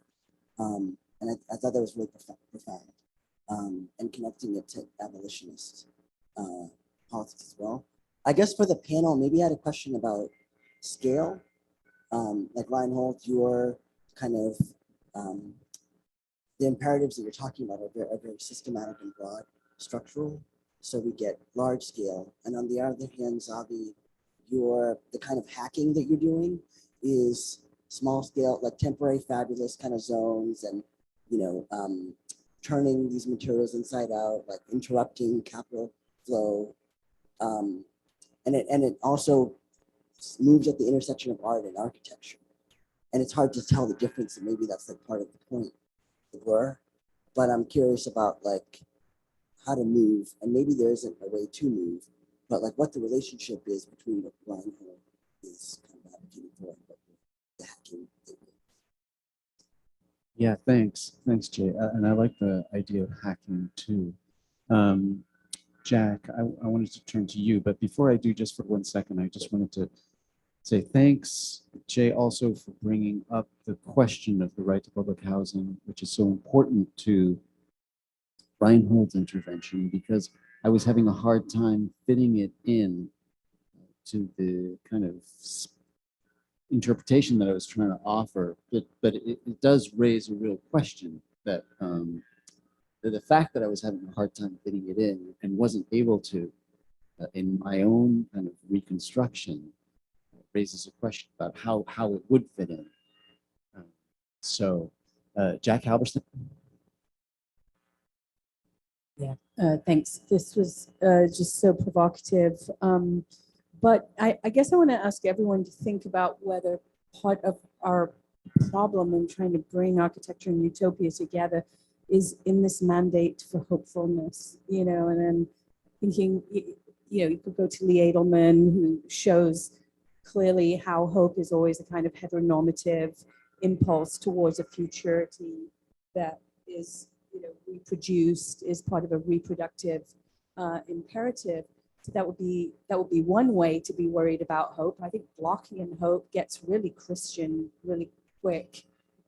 Becomes very redemptive, and in ways that, I'm amazed that Jose Munoz in his Cruising Utopia was able to work with Bloch, but I still am not convinced by it. And so maybe like you, Tony, I'm not sure about Bloch for this project. And I guess the missing term for me in this is maybe real estate. And we did begin with real estate because Bernard brought our attention to this $6 million development. But I personally, in my projects, have been trying to think about the utopian potential of unbuilding things, not just the architectural, but an interest in, you know, an artist's interest in demolition sites, a kind of disruptive and eruptive interest in the way in which buildings come down and the possibility of not replacing them, but thinking differently about space. And empty space came up in a few different places. I was thinking, Reinhold, about the, you know, Koyaanisqatsi images of Pruitt-Igoe coming down and how pornographic some of that stuff is. You know, the spectacle of the demolition is so compelling to people because it has a kind of pornographic, like what goes up will come down, the erection and the detumescence. It's all of that language is embedded into architecture. So maybe thinking Wasabi's very prosthetic rhythm of building and unbuilding, I wonder if there are other languages that we can salvage for utopia that maybe are not languages produced by architecture, but are adjacent to the architectural, or they're with it, but are also about this undoing. Given the way that architecture and real estate are so soldered together, you know, is there a possibility of some other kind of creative destruction? Thanks so much, Jack. I feel chastened by that no mandate for hopefulness. Yeah, but yes, thank you. Yeah, okay. Shall we come back to the panel and then come back for another round? I think maybe so that we can integrate some comments from the panel back for another round. And Reinhold, since I haven't heard from you for a while, why don't you kick us off? Just sitting here enjoying. I'm listening, enjoying listening and listening to questions. Thanks, Jack. So, but first, I did to just rehearse this once again. It is to be quoted by one's teacher. When Tony was not technically my teacher because he left Princeton like the year that I arrived. So I don't know if in your chronology, to better climbs and better, you know, I don't know what, but yeah, he went to LA. So, but at a distance, and for, you know, ever since, so it's really, you know, there's something very personal for me about resuming this conversation, I would say. On the sort of kind of world historical level that we're discussing, you know, there's quite a lot to say. I won't address all of it, but I think 15 people died yesterday outside of Mumbai of heat stroke in a political rally, and that's really what I'm talking about. I'm talking about, like, this is the scale question that has to do with what kind of instruments, technical instruments perhaps, political instruments, organization, collective work, because how do things change? They are made to change, but that making is a collective making. And so, yes, this has to happen at a scale adequate. And perhaps this is making the impossible kind of hope that we're talking about, adequate to the lives currently being lived. And so, because this is not normal, this is not, you know, like the weather. And so, so that, you know, so from that point of view, in terms of like living amongst and with the ruins, one of the reasons I'm quoting some of the sources that I am is in addition to, and I think this is a kind of all of the above, a little bit with Wright on this, because Wright, if you read Wright's book, he's a kind of, his response is a little bit all of the above, but is, you know, we need to, this is what Popper also did to us, I think, because what Popper, his Plato was Stalin. I mean, you know, that's what's really on the table during those years is totalitarian, you know, sort of Cold War element. And so I'm teaching a class. So this is one of the things I try to do. on the history of social architecture and socialism all over the world. And it's something that's really possible now because there's a lot of new scholarship on this topic. Like literally, it used to be really the Soviet case was the case, and these things endlessly. That was Tafuri's practice. And so among many examples of actually existing utopian programs in real life, if you want egalitarianism, here it is. Not learning from Las Vegas, but learning from Dazai, which is the Chinese Cultural Revolution program for proletarianizing the intelligentsia. So okay, that's the scale that we're dealing with. We have to be honest about that. And we have amazing discussions, I have to say, in this class. I'm very grateful to the students and the hero who are here. They have work to do. Because these are hugely contradictory when you look at the barracks that were built by the hundreds of thousands in Chinese villages during the 60s and 70s in response to the demand to make a society equal. Right? So hugely contradictory. Then this is so we amongst the ruins that I think we need to be able to address with open and critical is something like a 5-year plan. Those are the plans. You can spend the whole semester with 5-year plans, right? Are you up for that? I don't know. That would involve a lot of mass housing, a lot of redistribution of wealth, the inquisition into all the normativities that are built into the old 5-year plans. Incredible instruments of normalization. So there's so much more to say, but that's Okay, great, thanks. I've got Tony Yeah, wants Stan. to jump in here, and then maybe we'll go to facilitators. So very quickly, no, I'm not sure about block, and certainly in the early period, the intense Christianization is difficult. But I think by the time of the late 50s, when he was talking again with Adorno, is another block, and it really is to do with a very rational assessment of previous utopias and the consistent remaking of utopia again and again, and its failure to construct it. Now that utopia, I think, is the discipline of architecture. Reinhold talks about typologies, right? The typologies of housing, right? Those are what have to be ruined. What we have to ruin is the fixed ideas of how people are housed, how people are spaced, what kinds of space are constructed.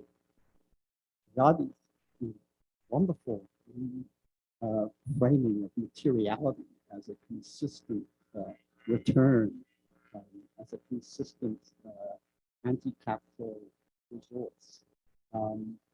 If on that scale, in relationship to the scale of a room and the scale of a house and the scale of a housing project, those typologies, from the camp all the way through to the gated community, have to be ruined.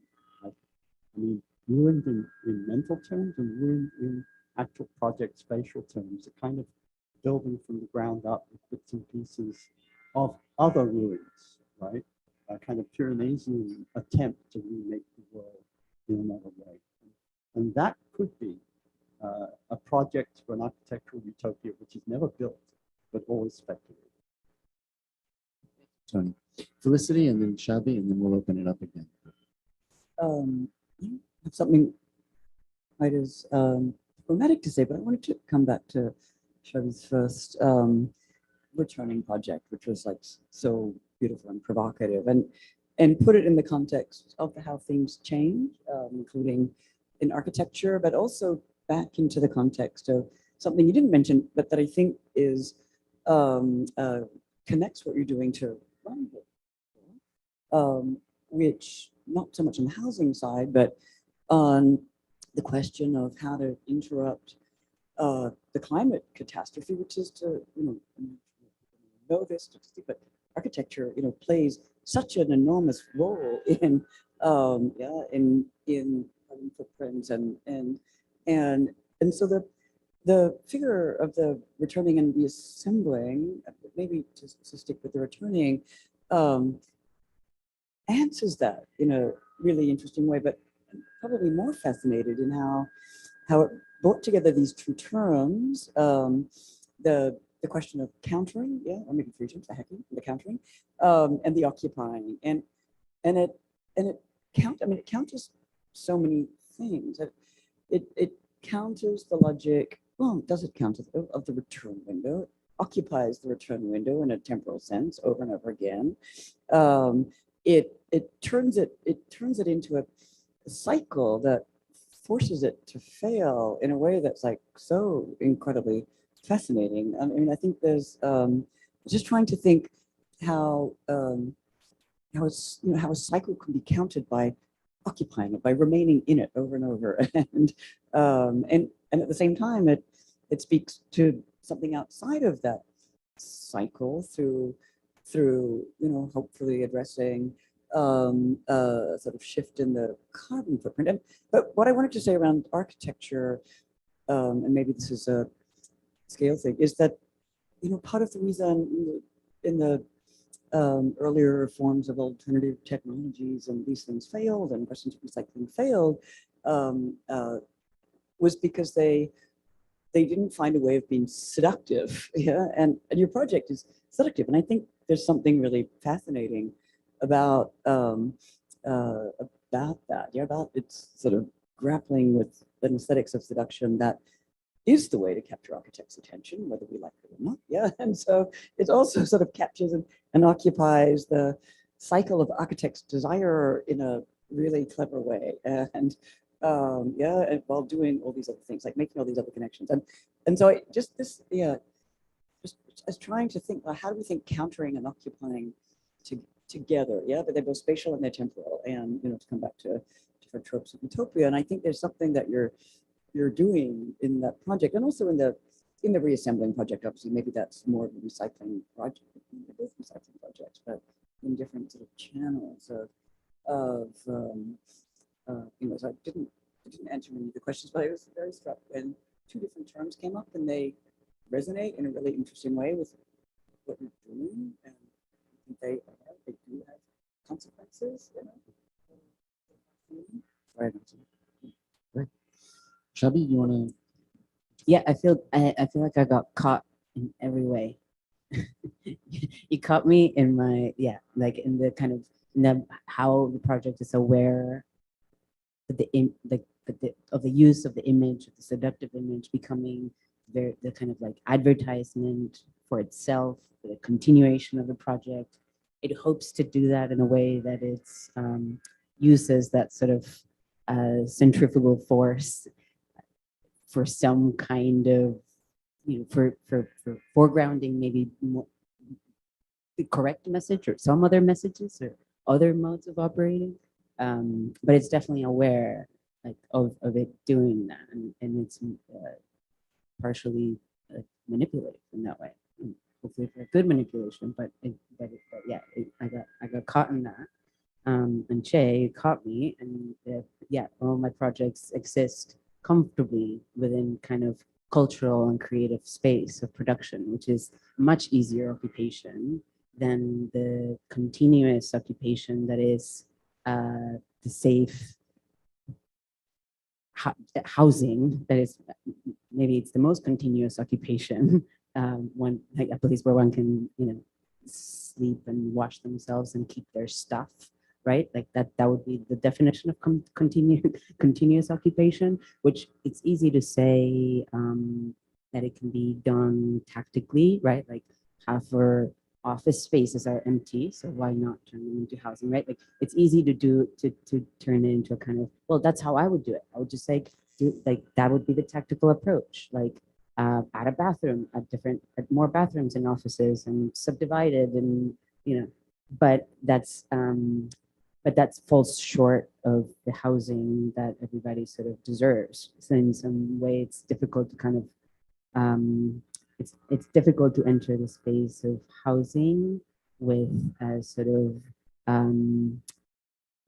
with the irreverent approach without falling always short of what housing should look like.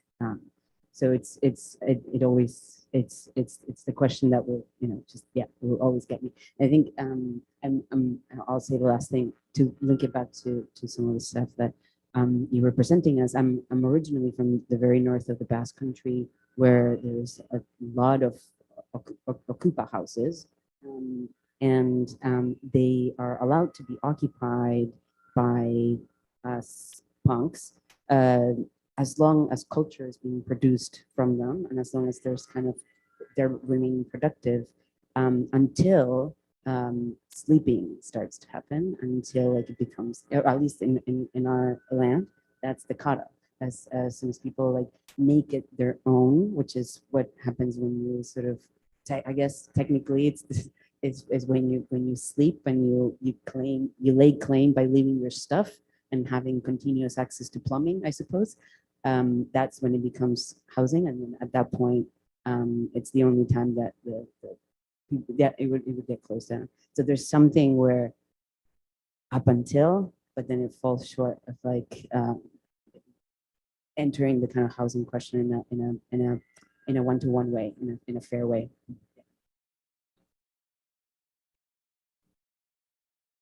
In the cultural, in my, no, I don't know if in the Italian side it is, but in the Basque Country, yes. As long as you, and Alcapong places, yeah. As long as there's flyers that are still, you know, being printed out of things coming up in a month down or 2 months down. Yeah. But yeah, but if you're caught sleeping there, Interesting. So it's not squatting in a way. there's also squatting, but those face not like massive scrutiny from you know, they're commonly rated and taken.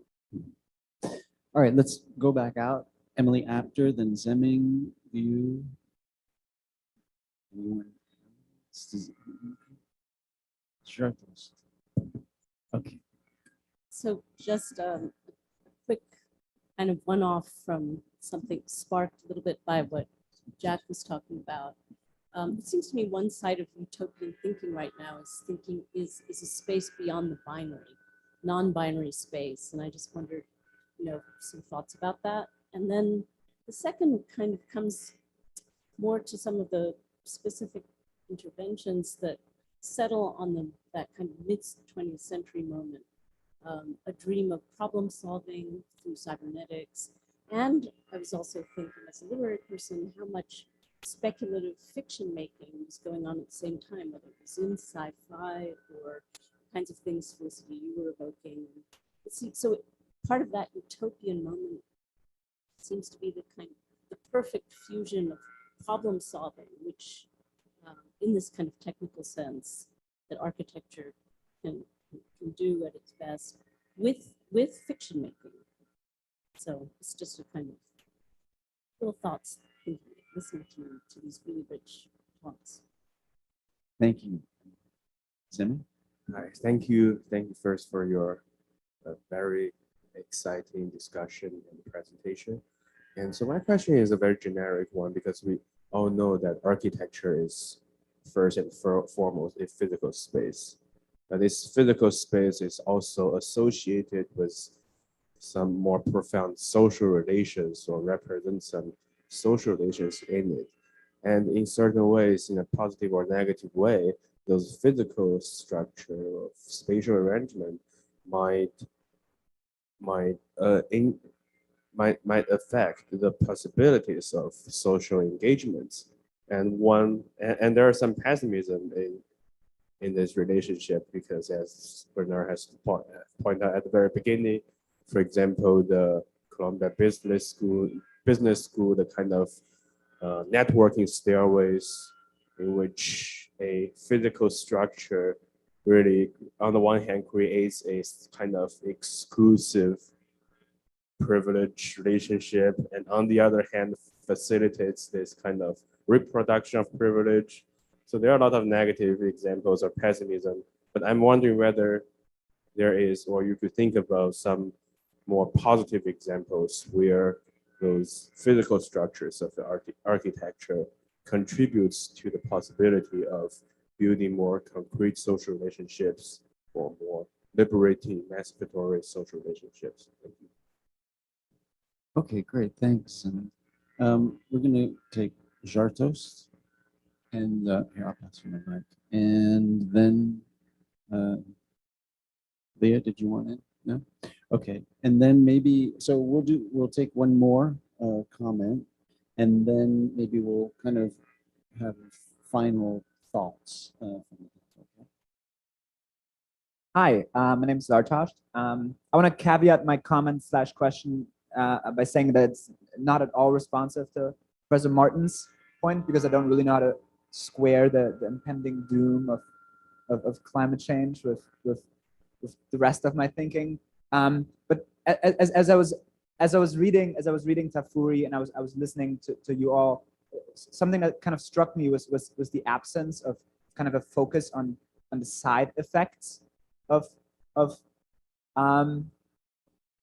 perhaps of architecture, but the side effects of some of these buildings, and I mean side effects in two ways.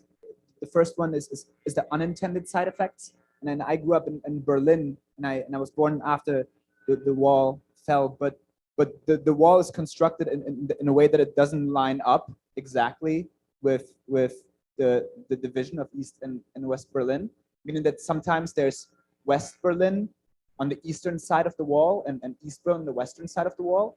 And those spaces are really exciting in a lot of ways, because they kind of become these anarchist places where no state kind of overviews it.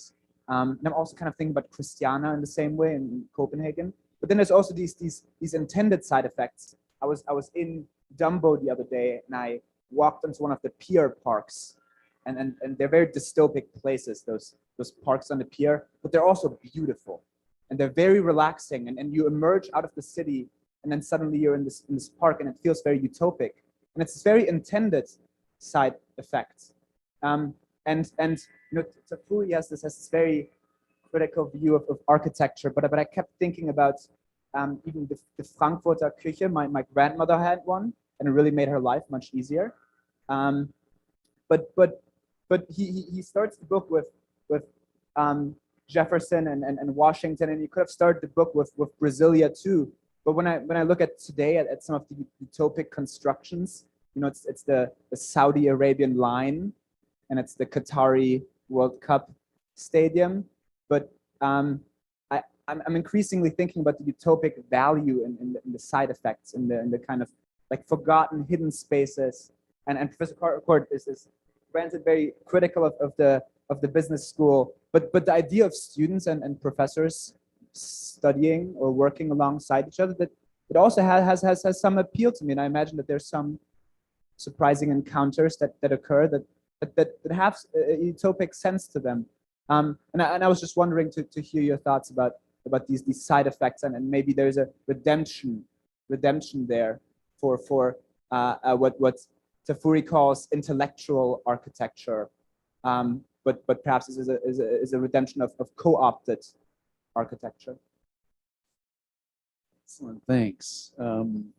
And I wasn't suggesting that piece of it necessarily was the worst.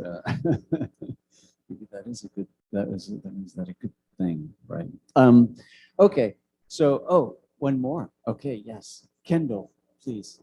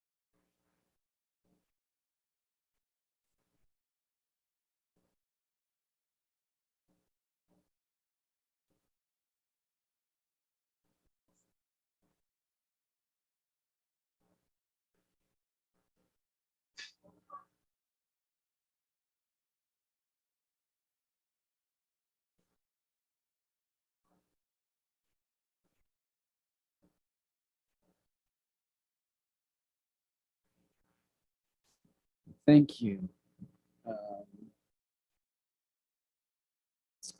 Thanks. That's great. I think we're gonna mix things up here, and we're gonna start with Tony, and then we're gonna go down the line. How's that? So if we don't really trust Clark, we could go to Bataille, right? I mean, that was the first seminar I came to, which was the Bataille seminar. And it seems to me that what we've done is to describe a space and probably a time in that space around us, which in momentary terms could be both dystopia and utopia. That it could be an eruption, it could be then taken over. Balibar has this moment, can we absolutely be certain that no space that's taken and established as a kind of utopic concrete establishment cannot become a prison, right? Cannot become in one way or another bounded and fixed and divided, not divided, right? So that's the first comment I would make. So the second comment in terms of side effects, which I'm totally with you on, is that is a little story that I have from the 70s. Lefebvre was teaching in Nanterre, and one of his students was an architect called Philippe Boudon. And Philippe Boudon was absolutely concerned to document the failure of modernism. So he went out to a workers' settlement that Le Corbusier had developed near Bordeaux called Pessac, a series of single-family houses, all cubic white and painted in colors of white. And Boudon found that the inhabitants had put pitched roofs on them, they had put shutters on them, they had decorated them, they had put statues in them. And he wrote this book, which basically cataloged the failure of modernism. And then Lefebvre said, well, can I go too? And so Lefebvre went out there, and he came back and said, it's wonderful. He said, modern architecture has given a possibility for people to be their own architects and to actually, because of the abstraction of the architecture, because of the, the absolutely neutral form of the architecture, it could become, and of course now it's been taken over by, academics from the University of Bordeaux that re-established a preservation committee, now approved it back and rigidly formulated according to Corbusian principles. But when I went there in the 60s, it was fabulous because it was completely and absolutely transformed into a community with lots of little goblins in the gardens and so on. So I think side effects is extremely important in terms of everything. And I'm wondering, for example, in the law school, how do the disabled deal with the stairs? Those connecting stairs, those networking stairs. Business school, sorry. According to the article, everything is mobility accessible. I mean, that was a part of that was something that said in the disability accessibility. Everything apparently is, but I can't verify that. And just to end up, I don't think there's ever an architectural utopia, but there may be utopia possible within architecture.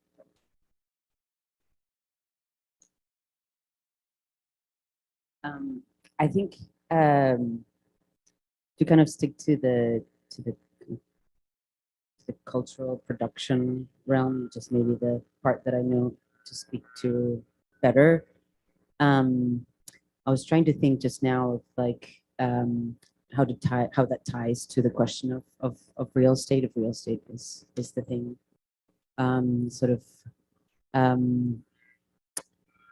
that we need to kind of target or study better in order to undo all the other knots. I was trying to think if there's like another way, how that ties to kind of a representation and sort of self-advertising in some way that representation is and I might be saying a very corrupt thought here, but I'm thinking in real time that representation in some way becomes the kind of like first step towards being sort of commodified, towards being sort of like sold yourself back to yourself, like the Dumbo parks that felt too pristine and beautiful in some way, like they're anyway, they're kind of selling some kind of the beauty of a kind of corner alleyway back to you in sort of real estate form or something. But if there's some kind of way of like, utilizing some kind of like, if there's a way that we can hide, if there's any hiding from real estate, actually, I feel like we are talking about real estate as this kind of thing that kind of reaches to every corner. It's this kind of, viral sort of thing that kind of reaches everywhere. And I wonder if there's sort of some role that architecture has in creating sort of pockets that can be like safeguarded from these kind of pressures. And if that's kind of like space that cannot be, that hides, that helps one hide, that helps a bunch of people sort of hide or function sort of like away from the kind of image that, or the kind of turning any kind of like cultural production back into a kind of sellable, commodifiable, marketable sort of like thing. I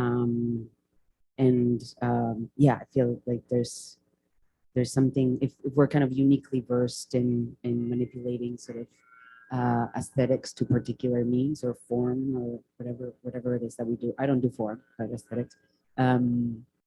That perhaps there's some role that architecture can play, not just in manipulating this, or not just like through the kind of through contracts and housing, but through sheer sort of like aesthetics and material handling to create sort of like space beyond visual consumption of what it is that people are doing. Yeah. Okay, we go. So on to Emily briefly, and then to I mean, I think you're sort of right on the spot and thinking about this nexus of speculative fictions and problem solving and what's going on. And when I mentioned scenario planning, it's because Herman Kahn is sort of part of my story in a funny way. And Kahn at the RAND Corporation is working at this moment where they realized that more data didn't lead to more certainty, but precisely to more uncertainty. Yeah? To the sort of uncoupling of the possibility of knowing or therefore planning in an economic sense. And this was the origin of scenario planning. And they did indeed pick up an idea about fiction, not of course in a progressive sense, but in a sense of uncoupling facts from something like reality and suggesting multiple possible futures that companies could plan for.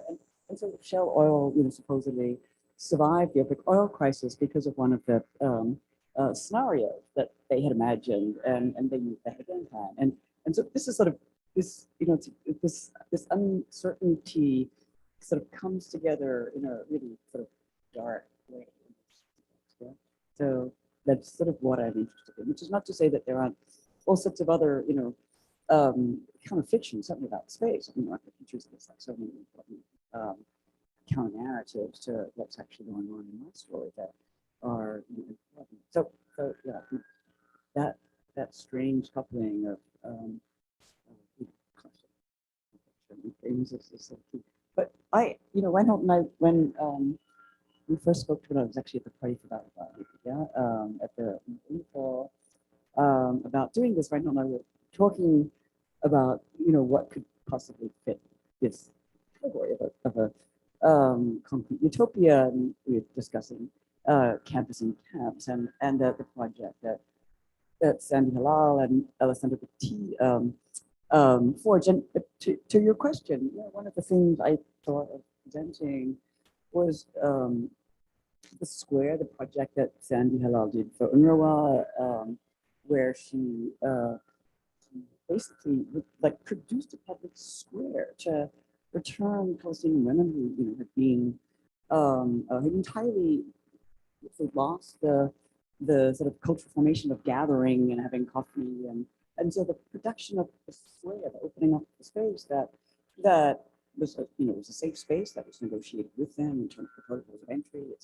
cetera, allowed for them not only to have coffee together, beyond something like a stoop, but to have English language classes. And so there are all sorts of, there are positive examples in which the sort of, let's say, the spatial and social conditioning aspects of architecture can be sort of put to use in a more interesting, yeah, in a more utopian way. But I struggle with that because how can one think about an example in the context of Palestinian situation that is utopia? That's like very hard to use a term like utopia. And yeah, I couldn't actually bring myself to think that could be claimed as a utopian space. Yeah, so this is where this is for me.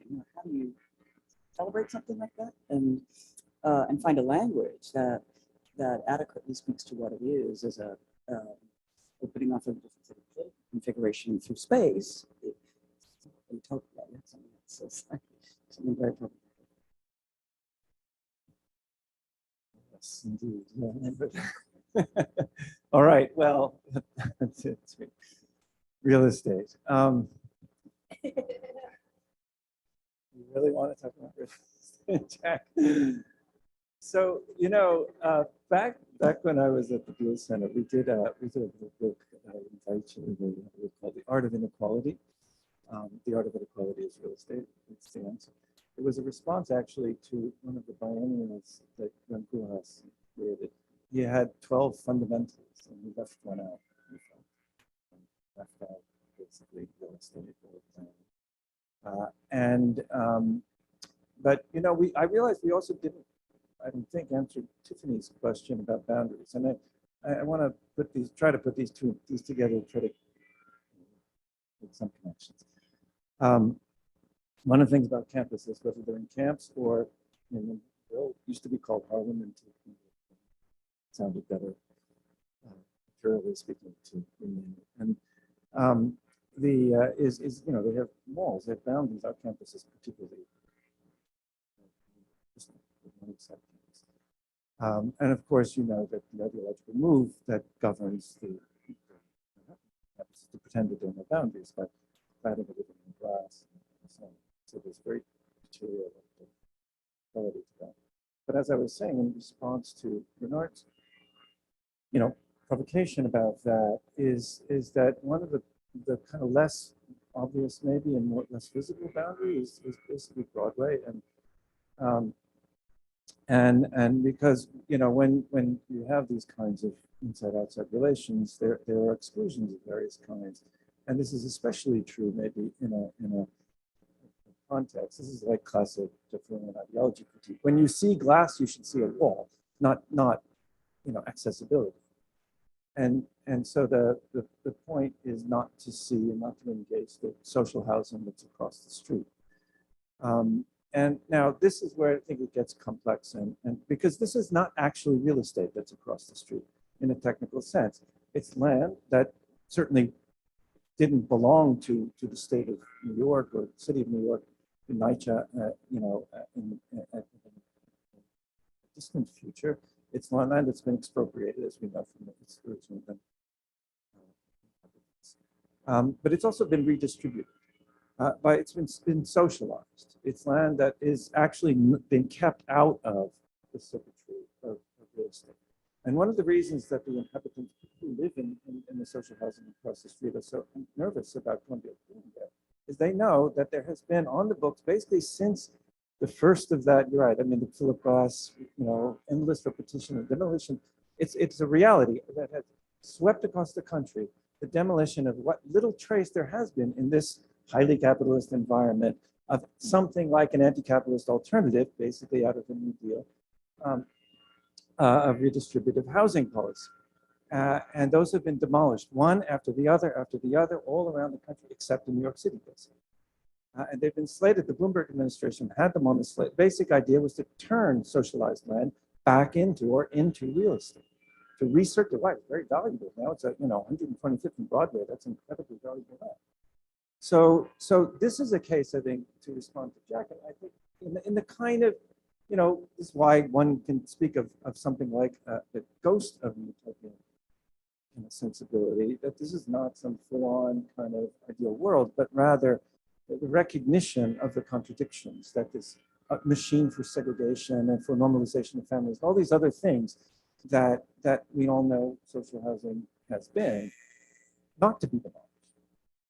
In solidarity with those who live there, but also for those who have not yet been able to have access to these kinds of these sort of redistributive possibilities. And that's in the kind of the part of the world that probably isn't going to die in large numbers in the relatively near future from the catastrophe that our colleague and comrade Etienne reminded us of, as if we needed reminding, is truly impending and will produce another set of housing questions. Stephen, I will say, by the last comment, is that little book I'm talking about, we actually did a launch in Berlin, not at a technical, but at a really cool bar at like 12 o'clock in participated in. So, Berlin itself, we can toast. And it was in the context actually of a week-long workshop on the housing question hosted by colleagues there. And Sandy was there and spoke. And in the same kind of conversation. So it's interesting to turn to some of these questions, vexing as they are.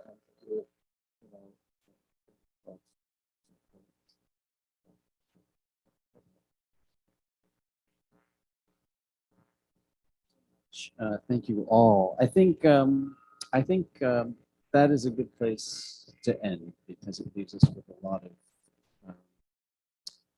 thought about the topic of public housing, where we started with your presentation, Ryan. So I think we can end there. We've done a few full circles. We did also start in Las Vegas with your work, Kendall, through Tony Vidler's presentation. So we've done a few full circles, but I think that brings us back to really probably the most important place for us here at Columbia to be thinking about. So thank you, Reinhold. So a big round of applause for our panelists. Thank you. And for everyone in the room, thank you so much. So this was 1313, but our mathematics has not been that great this year. And so there's actually a 1413 this year. And it's next week. Jack Halberstam has graciously agreed to be on a panel along with Cornell West, Veronica Gago, and moderated by Amna Akbar, which will be a book launch for my book Cooperation. So thanks. So we'll be here next week for that, and I look forward to seeing some of you. Thanks. Take care.